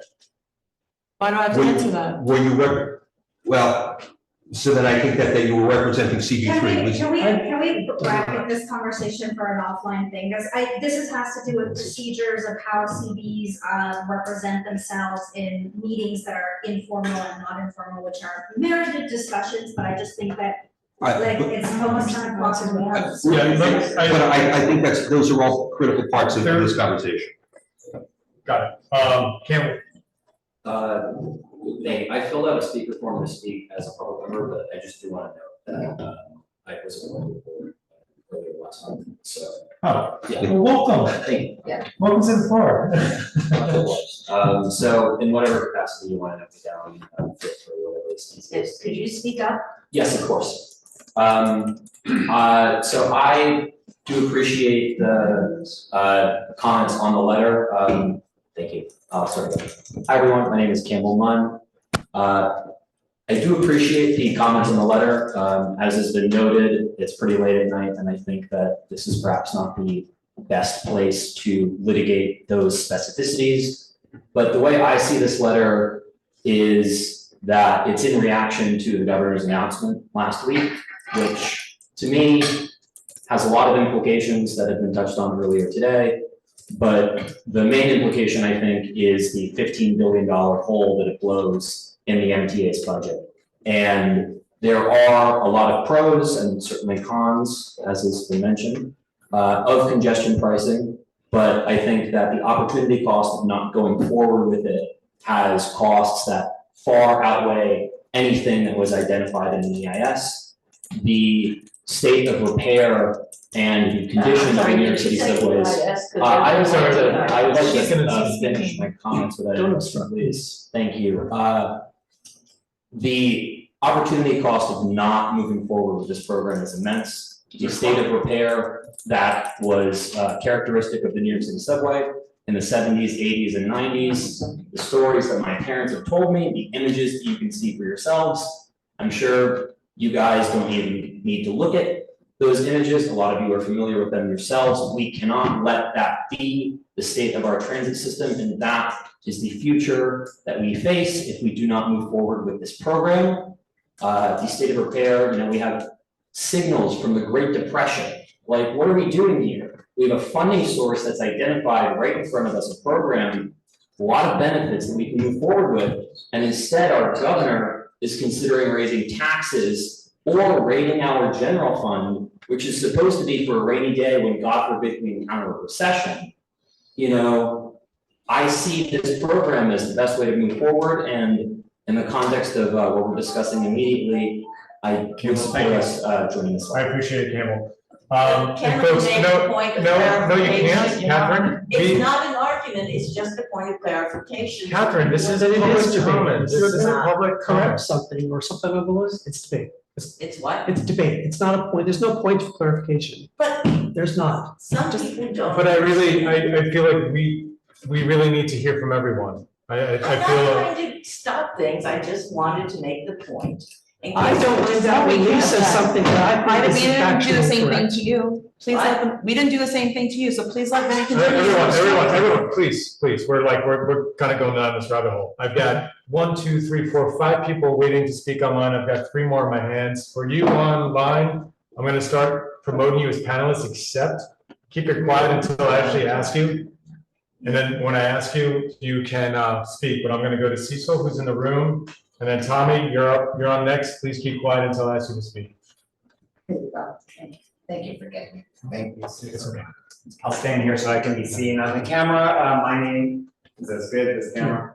My name is Cecil Shive. I live on Avenue B, right next to Tompkins. I understand that there are a lot of opinions about the congestion pricing plan, and my friends and neighbors do not always agree. I am in favor of the 59 districts in the city. We have the 57th slowest bus speeds.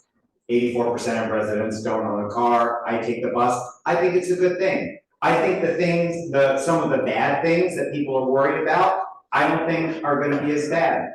You know what? I might not be right. You might be right. Some of the good things I think are gonna happen, maybe they won't. You might be right. Like, we don't know. And it's not a perfect law. It's not a perfect plan. Local Law 97 isn't perfect. The CLCPA isn't perfect. The congestion pricing scheme isn't perfect. But we have decided to try it. We did the debate. It was passed in the state legislature. It was approved by city council. It was approved by the federal DOT and the state DOT and all these agencies, and we've done so much work. And if you don't like congestion pricing, the fact that now the governor says, hold on, let's put on a pause, well, of course that sounds good. And none of us have seen, if there are to be any benefits, we haven't seen them yet because we haven't actually started the scheme. But I truly don't believe this is the way it should work. We did the work. Let's try it and fix it if it doesn't work. I was inspired by Susan's comments and David's work and Catherine's work, whoever, about let's make this better. Let's CB3 stand up for everyone here. I love that idea. Take the letter, tell the governor, do what the law says, the MTA needs the money, and add on the parts that make us special and make us great. That is amazing. Thank you for the time to speak. Thank you. Tommy, please go, 2 minutes. Yes, as they say, you're entitled to your own opinion, but you're not entitled to your own facts. I have to correct a whole bunch of things which have already been said. First of all, there has been no environmental impact statement done. There was an environmental assessment done. When you hear the MTA talk about 4,000 pages, there's less than 1,000 pages of actual data. There's more than 3,000 pages of appendices. Secondly, there's no urgency to act. The governor put this on pause. I am one of the plaintiffs, along with several members of Community Board 3, in one of the 8 lawsuits. The judge just asked us, he has not reached a decision, and since the governor made her decision, the judge just asked us what we want to do with our pending lawsuit. We are going to indicate that we want to stay. And the other thing I have to correct, the feds have not signed off on this. The Federal Highway Administration has not signed off. They need to sign off before this can even go to the state. So we are not in a point where we need to make a decision tonight about anything. This is way off in the future. There are 8 pending lawsuits, the UFT, the municipal workers, the state of New Jersey, Rockland County, Fort Lee. None of them have been decided, and they're all pending. Any one of those could result in the judge ordering an environmental impact statement, which will require the MTA to go back and address all the issues which they have not, including the environmental justice communities like the Lower East Side. 8,500 more cars are going to go northbound on the FDR Drive each day, adding to the pollution we already have. So it's you guys, it's important that you read the environmental assessment and not talk off the top of your heads. I appreciate your time, Tommy. Thanks for hanging on. It's been a long night, so thank you so much. I can see them. Sorry about that.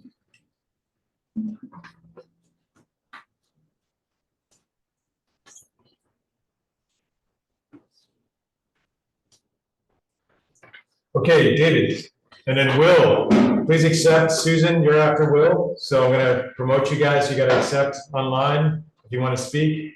Will, Susan, Lee, I'm gonna send it to you, accept, and then keep quiet until I call on you. David. And I can also just allow them to talk, which is faster. Yes. Oh, I'm sorry. David, you got 2 minutes. Thank you. Thank you. My name is David Gordon, and I'm a resident of Community Board 3. I've lived in Community Board 3 for the entirety of my 7 years in New York City, all the time living on some of the busiest street thoroughfares in the district, including 14th Street, Bowery, and now Houston. Lower Manhattan is beyond congested. It's become a parking lot mostly for people who don't live here. So when the Governor Hochul attempts to halt the congestion pricing program, I'm appalled and I'm angry. I have never owned a car, and as long as I live here, I don't plan on it. I am, however, a daily subway rider on the F line. And as Jana Weaver, MTA Commissioner, had alluded to in his press conference yesterday, this delay will jeopardize the hard-won health and quality of life benefits for CB3 residents like ourselves. It also jeopardizes the signal modernization for the B, D, and F lines that we all rely on daily. The B and D lines are some of the only lines in the system that connect the Brooklyn and Manhattan Chinatowns, and the F line is one of the only lines that serves all of the Lower East Side's NYCHA and Section 8 developments. We need less congestion and better transit in CB3, and Hochul's extra legal clause threatens these goals. 95% of the low-income outer borough workers whom the governor supposedly cares about take public transit and would not be affected by the congestion pricing. I care about this because I care about our community and I care about public transit. That's why I strongly encourage this committee to sign on to this letter as is and without delay. Thank you to CB3 for considering this. And as I must end this by saying that as a gay New Yorker and somebody who takes public transit, there is no better way to celebrate Pride than by supporting this letter and supporting public transit in our communities. Appreciate it. Will, you have 2 minutes? Hi, can you hear me all right? Yes, thank you. Great, thank you. Hi, my name is Will Harlow, and first off, yeah, thank you for allowing me to speak tonight. I really appreciate it. As a 7-year resident of CB3 and someone who's also had to rely on the F train, the most delayed subway line in the MTA network, I'm speaking in favor of CB3 signing of this joint letter, as is as well. There are clearly outlined and massive economic, environmental, health, street safety, transit equity, et cetera, implications to Governor Hochul's total flip-flop on her decision to implement congestion pricing. And I believe we need to hold our elected officials and transit leaders accountable for seeing this well-studied and well-researched plan through. I also second all points for a CB3 addendum to make sure that our community board specific requirements are heard. I agree with some of the points that the letter word specific points. I believe that with some discussion, but not so much so that it delays our movement forward indefinitely, that we discuss these points and come back quickly with some notes for CB3. Thank you again. That's all I have to say. Thanks, Will. Susan, if you unmute yourself. Hi, good evening. Thank you to the Community Board Transportation Committee for the opportunity to speak. I know it's late in the evening. I just want to thank the committee member, Lee Berman, also committee member Catherine Freed and Trevor Holland for expressing their concern with the letter set forth tonight. One of the things that I am really concerned about is, as one of the speakers said, it's a $15 billion hole. If the letter is rejecting all alternative plans, then that $15 billion hole will still be there. And so I believe that point alone makes it seem like there is no way but congestion pricing. And I don't think that that letter adequately represents the community in CB3. I also want to speak for members of the Chinatown community. One of the things that Chinatown had experienced is the economic decline in our small businesses. It dates back to 9/11. You guys had spoken extensively today about closure of Park Row and how that has, some members have expressed their opinion that it has affected the businesses in Chinatown. So since 9/11, Hurricane Sandy, and then COVID, Chinatown has failed to recover after 3 devastating events. So I think that the community board should reject this letter because of the fact that it does not represent the community. Thanks, Susan. Well, she doesn't live in the community. Okay, and Sam, I'm gonna try something different. I'm gonna allow you just to talk, so let's see if that works. Can you hear Sam? me? Yeah, thank you. Okay, great. Hey, Sam again, Lower East Side resident. You heard from me earlier. I'm here to implore the committee to recommend the full board sign on to the draft letter. Our district desperately needs congestion pricing. I can't tell you how many community board meetings I've been to listen to DOT presentations about the dangerous traffic situation around East Broadway, Clinton, Grand, relating to the Williamsburg Bridge approach. And what I've heard from DOT is that they either can't or won't do anything until congestion pricing goes into effect because there's simply too many cars. We have to curb the congestion. And besides the congestion, we need the funding that the congestion pricing plan will provide. Other people have already spoken to this, but something like 93% of our district commutes to work using transit. We have the second lowest bus speed in the entire city. And I heard a prior commenter say we don't need to deal with this now, but we do. As a direct result of the governor's actions, the MTA has already said it's going to put off the signal modernization project on B, D, and F lines that serve our district. And the opportunity cost of missing this is going to fall on the low-income people that some of the people opposing congestion pricing claim to be advocating for. I understand and respect the desire the committee chair expressed early on to amend the letter to address the EJA issues specific to our district. But one of the problems with congestion pricing discussion has been everyone's trying to argue for their own specific nuances, exemptions, modifications. But all that's done is give cover to the governor to say that the plan's flawed and can't be implemented. And then we all lose. So it's time for us to come together. And I think the proposal to include the prior resolution as attachment is a great idea. So I support congestion pricing, I support the letter, and I hope that you recommend the full board sign on to it. Thank you. Thanks, Sam. Harrison, I'm gonna allow you to speak. Please go. Take care. There you go. Hello, are you able to hear me fine? Yes, thank you. Thanks. My name is Harrison Cole. I've been to a few meetings in person this last few months, and I wanted to speak virtually because I was tied up at work for about 12 hours today and wasn't able to make it in person, but I'm fully in support of congestion pricing. I work in Midtown. I commute from Grand Street, and every single day I see cars parked in the middle of the intersection, people trying to cross the street. And the facts are that congestion pricing would make New York City a safer place, irregardless of the funding of the MTA and other issues brought before us. I know that if traffic does in fact decrease by 20%, and like it did in London, where traffic fatalities went down 39%, if you do some simple math there, that's about 40 less people dying each year in New York from car to pedestrian collisions. So we're 200-ish pedestrian fatalities on average in New York City. So I think that it's pretty important for the public safety, public health, and I fully encourage us to support this letter. I want to add that I don't think we should let the great be the enemy of the perfect. I don't think that any given letter, any given law is going to meet 100% of our concerns. I think it's incredibly regrettable and very frustrating that the Lower East Side has to, and my neighborhood has to burden the additional FDR traffic. I wish FDR was included in congestion pricing, frankly. And I think that needs to be included in an appendice in order for us to sign the letter. Is that time? Thank you. Thanks, Harrison. Appreciate it. Haley, you're next.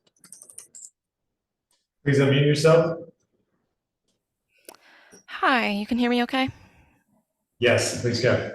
Hi, my name is Haley Lindsley. I'm here to speak in support of congestion pricing in general, and also to really echo some of the previous comments that people have made about this letter, saying it's not perfect, but I think it shows a stronger front and united with other community boards. So I do recommend that this gets issued as is, and that doesn't negate any further action and advocacy that this community board can have for environmental justice areas. So yeah, that's really my comment on that. And in addition, I mean, just tonight we saw how congestion affects transit. Our buses are slow. So I think this is really important that we move forward. Thanks, Haley. Doris? Yes, thank you very much. My name is Doris Ling. I was born and raised in Chinatown, and I've worked most of my adult life in the area. I urge that the board not sign on to the letter. And in addition to the points that Susan Lee raised vis-a-vis Chinatown, I believe that not one extra dime should be given to the MTA until it is fully audited. There are many, many headlines about how the MTA misspends their funds, and I've been posting them onto the chat. $441,000 was paid to an MTA executive for him to work out of his house in Canada. Then the MTA recently paid $1 million to a consultant to figure out why there were fare beaters. Now, any New Yorker could have told them why, but $1 million.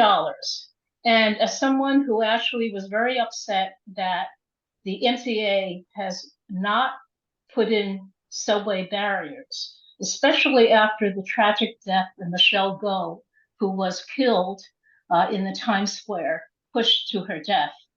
I got 60,000 signatures signed on to get the MTA to do subway barriers. What they did initially instead was to release a 4,000-page report saying it couldn't be done.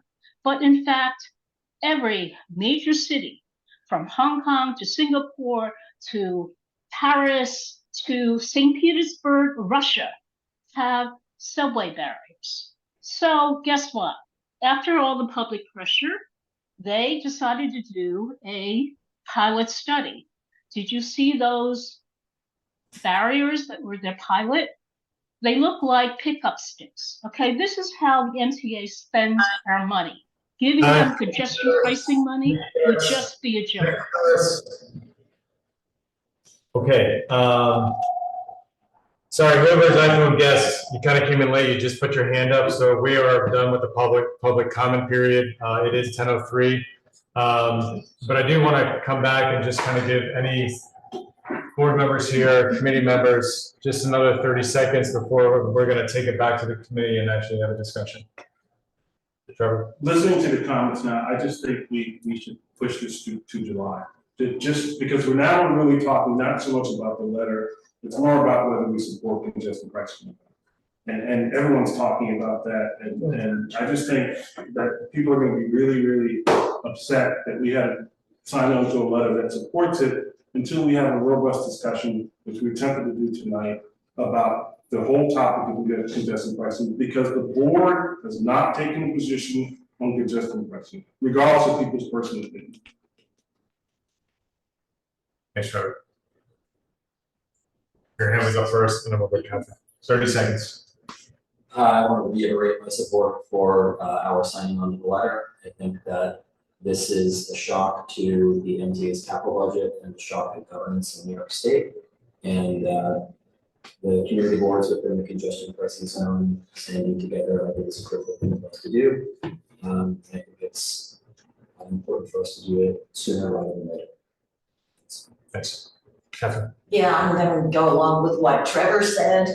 and lead, that basically we should push this off to July. It's very clear, listening to people tonight, that a number of people really don't even understand, or, you know, I mean, I had the disadvantage, I actually read through the environmental assessment. I know that it says, I've looked at the finances of the MTA, they are so profligate, they waste so much money.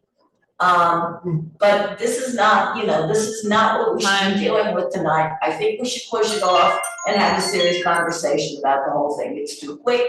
We're, you know, I agree with Trevor and everyone else, push it off. Thank you. Okay, so thank you again, Susan. Sorry. Yes. I want to say, plead again, people can come together and, you know, I'm going to say adding those 2 sentences would not take away from the letter at all.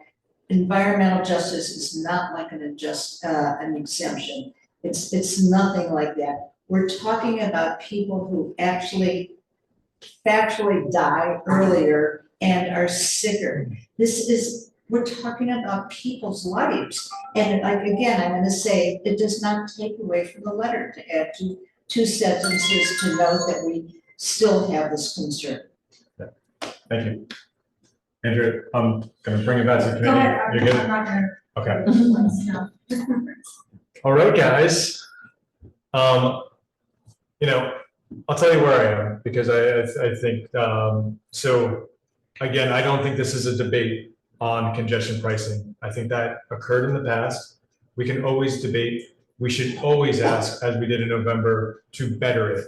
I think there's better technology that's going to come out. How do you capture a better way of doing it? Always a better way of doing it. I think that I support this letter, but I really, really want that we have this committee tonight, that no board, none of the 5, none of the 6, whatever it is going to vote on it. Their full boards haven't voted on that letter. So I feel that this committee, putting in that 2 sentence statements for the EJ in here, because I feel that will push other boards to include that. If they really want it. What are the 2 sentences that we do? If I can read them all? I do, I have it.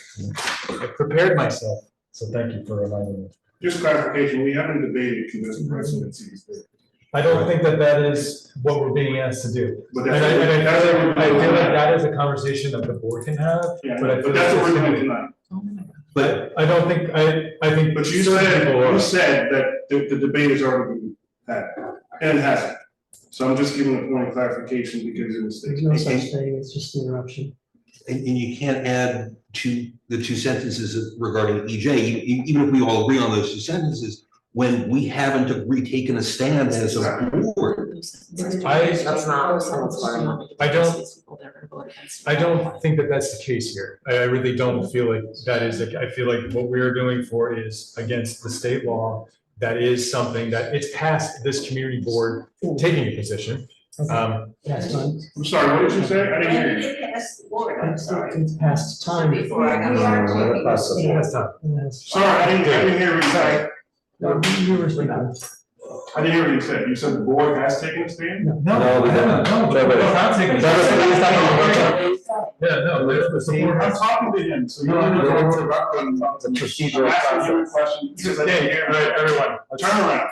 I'm asking you because I didn't hear. Trevor. Oh my gosh. Trevor. But he's telling me not to speak. I'm talking to you, not to him. Trevor, I'm trying to ask everyone in this room to calm down. There's no disrespect for you or anyone else. All I I'm trying to asked you was everyone. what you said because I did not hear you. That's all I said. Okay, I was having a conversation with the committee members on that the board hasn't taken. Okay, So that's let's all I move asked. forward. Yeah, but someone told me to be quiet, that's all. Okay, all right, let's all, everyone, we can all be, we can all be respectful. Yes. So my stance on this letter is that I do feel that this sentence, let me read it out to you all. That's okay. So it says, however, we note that the plan increases air pollution for all the nitrogen developments on the river and recognize that while reducing air pollution as a whole, CB3 will see increased air pollution at 6 nitrogen developments and East River houses and other low-income developments on the waterfront. we continue to advocate for substantive mitigation strategies to reduce pollution in this environmental justice area. So that would be something that we as a committee can take. That's my suggestion. I want to hear from everyone else. I mean, again, this is something that to add. And David, I'll let you speak. That is a separate point, and it's always better if a thing talks about one point, which is go forward with the law. If we did put that up as an amendment, I would vote no, because I don't really think it should be added. But if that were to pass, I would vote yes on the overall letter. If that's clear. I don't want to add it, but if it adds it, it won't poison it for me. Oh, if we, Yeah. as a committee, we Yeah, add this, if you so do it will. this as an amendment, I will vote no.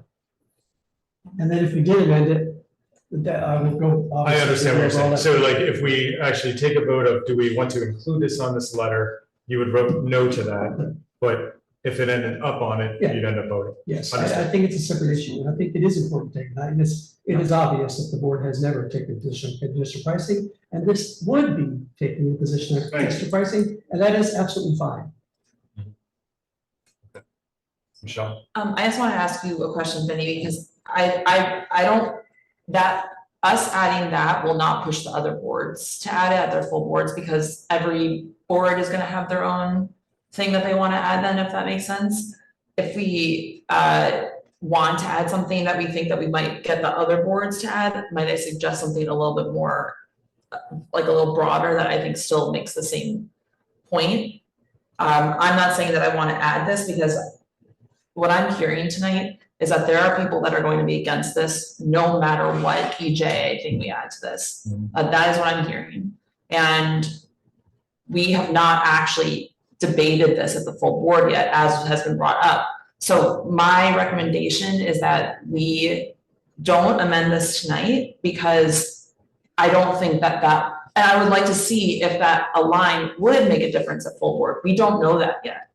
But I suspect that there are a lot of people that are gonna be against this letter, are just against congestion pricing writ large. Nothing that we put in here will make them happy.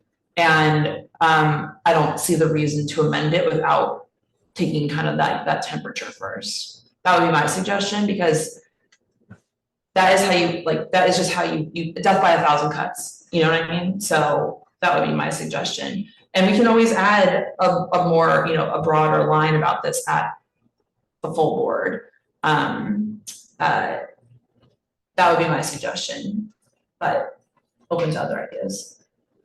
Solomon, yeah. Oh, yeah, I don't want to say too much, but I agree, and I think that this statement unfortunately is very specific to CB3, which is good, but for a letter that's signed on by a lot of boards could be a problem. Okay. It's gonna be one. I'm sorry, I couldn't hear you. A problem. Problem if we change this letter. No, I just couldn't hear. No, I'm just.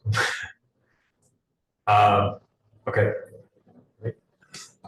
It's improper to take a position on congestion pricing tonight after only 24 hours of notice of adding that to the agenda. And it does a disservice and disenfranchises the entire CB3 community. I get your point, but I think it's totally and wholly improper to do that tonight. Thank you. All right, anybody else have any comments that you want to make? I guess so right now, so what's on the table here? I guess I'll put a motion on there to add in the 2 sentences for EJ. Does anybody want a second? Okay, so let's take a vote just on the letter as is. We'll go through with raising hands. If that makes sense. To adopt or to sign on to accept this, that this committee, we're gonna vote on this letter as is written, as I've read it, so with no changes. And presenting And full board. presenting it to the full board on June 25th? Yes. Okay, so we'll just go down the lines. Let's start with you because you're number one. You're just, I've been looking at you all night, so. I'm sorry. You don't have to be number one, you could defer, come back to you. Yeah, we can, you can definitely do that. I feel really conflicted because as I mentioned earlier, when I was like, maybe I shouldn't have said anything, right? Yeah. And this, like, I learned a lot from people that disagree, and I was one of those people that disagreed as well, and I learned a lot from people that agreed with this, with the congestion pricing, so is it possible to abstain from voting, like? You Can I can do that? choose, you can defer and then choose what to do. Or she can abstain if she wants to. It's a no, Which it's a is a no. no, I'm hearing, I mean, just wait till we can ask her from that. I'll say that I joined this community board. I joined this community board to learn from people. That's why I'm here. But let's keep going. Michelle? Yes. Yes. Yes. No. I'm a yes. Yes. I abstain. Great, okay. It passed. Okay, thank you all. for coming out. Thank you for all coming out. I really appreciate it. Motion to adjourn. We need to do a roll call. And Nancy's not here. The last vote's the roll call. She said she, yeah, I thought. Is the last vote? Yeah, but you should report who were here. Okay. Block party?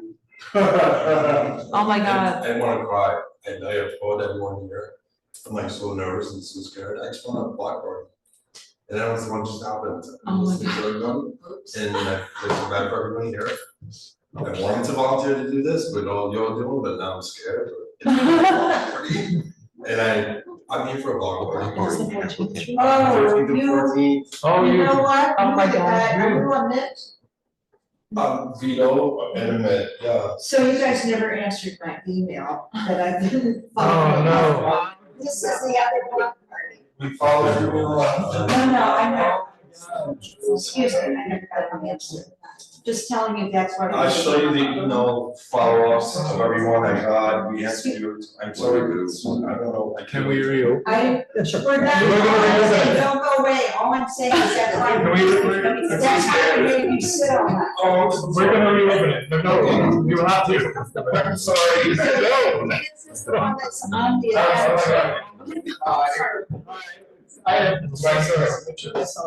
I'll take it. I was just saying, we cannot make you sit on it. I'm sorry. I was really intrigued. It takes 1 minute. Yeah, no, please. We're gonna listen. Thank you. Hi, Michelle. I'm so sorry, we know it's gonna happen the week, the 14th. We just wanna have a block party. Nothing major, I guess we're going for like a sound permit for maybe a band or music, but nothing wild. I think from 4 to 9 is a sound permit. The street, I guess, has closed from 12 to 8. Is this for like a community group? Community, yeah, we started a block association. Block association, okay, all right. The sound permit cannot be more than 4 hours. No problem, whatever's, we want to keep it as simple as possible, nothing, whatever's doable, so we just check whatever.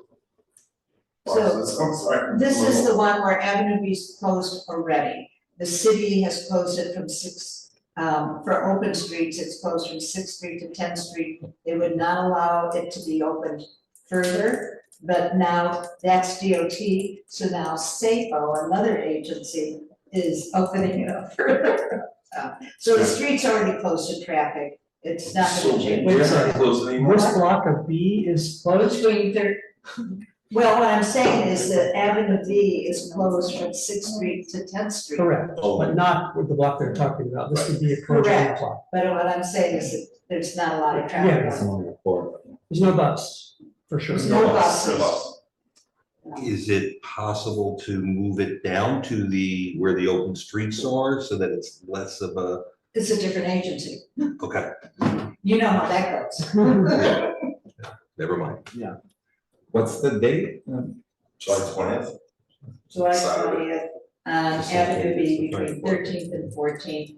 All block parties have no more than 4 hours on it. Yeah, of course, That's yes. for everybody. Okay, and so we can take a vote on this. We'll do the similar thing of the language. Exactly. So we're approving. Can I the ask block. how much organizing has been done for it? I mean, you're gonna have enough programming for it, and you've got volunteers, et cetera. Yes, I have a team, I started a block association, there's like 6 of us. We all live on the block,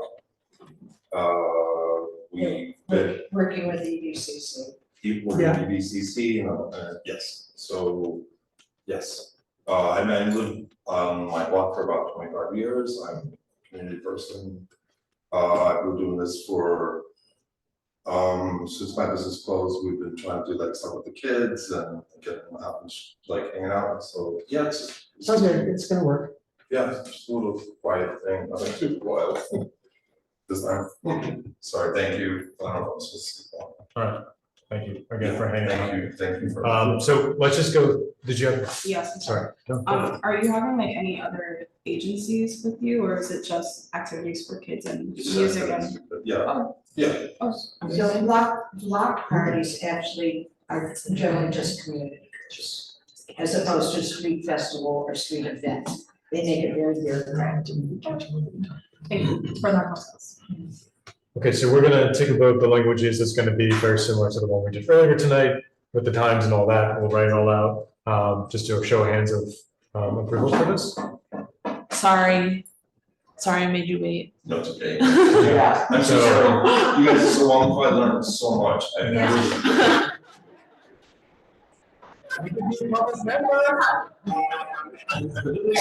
Considering it, I'm like scared. This is worse than like a bar meeting. Everyone was doing so much. Wow, I don't know. Wow. All right, so we are closed. Roll call, motion to adjourn. Yes.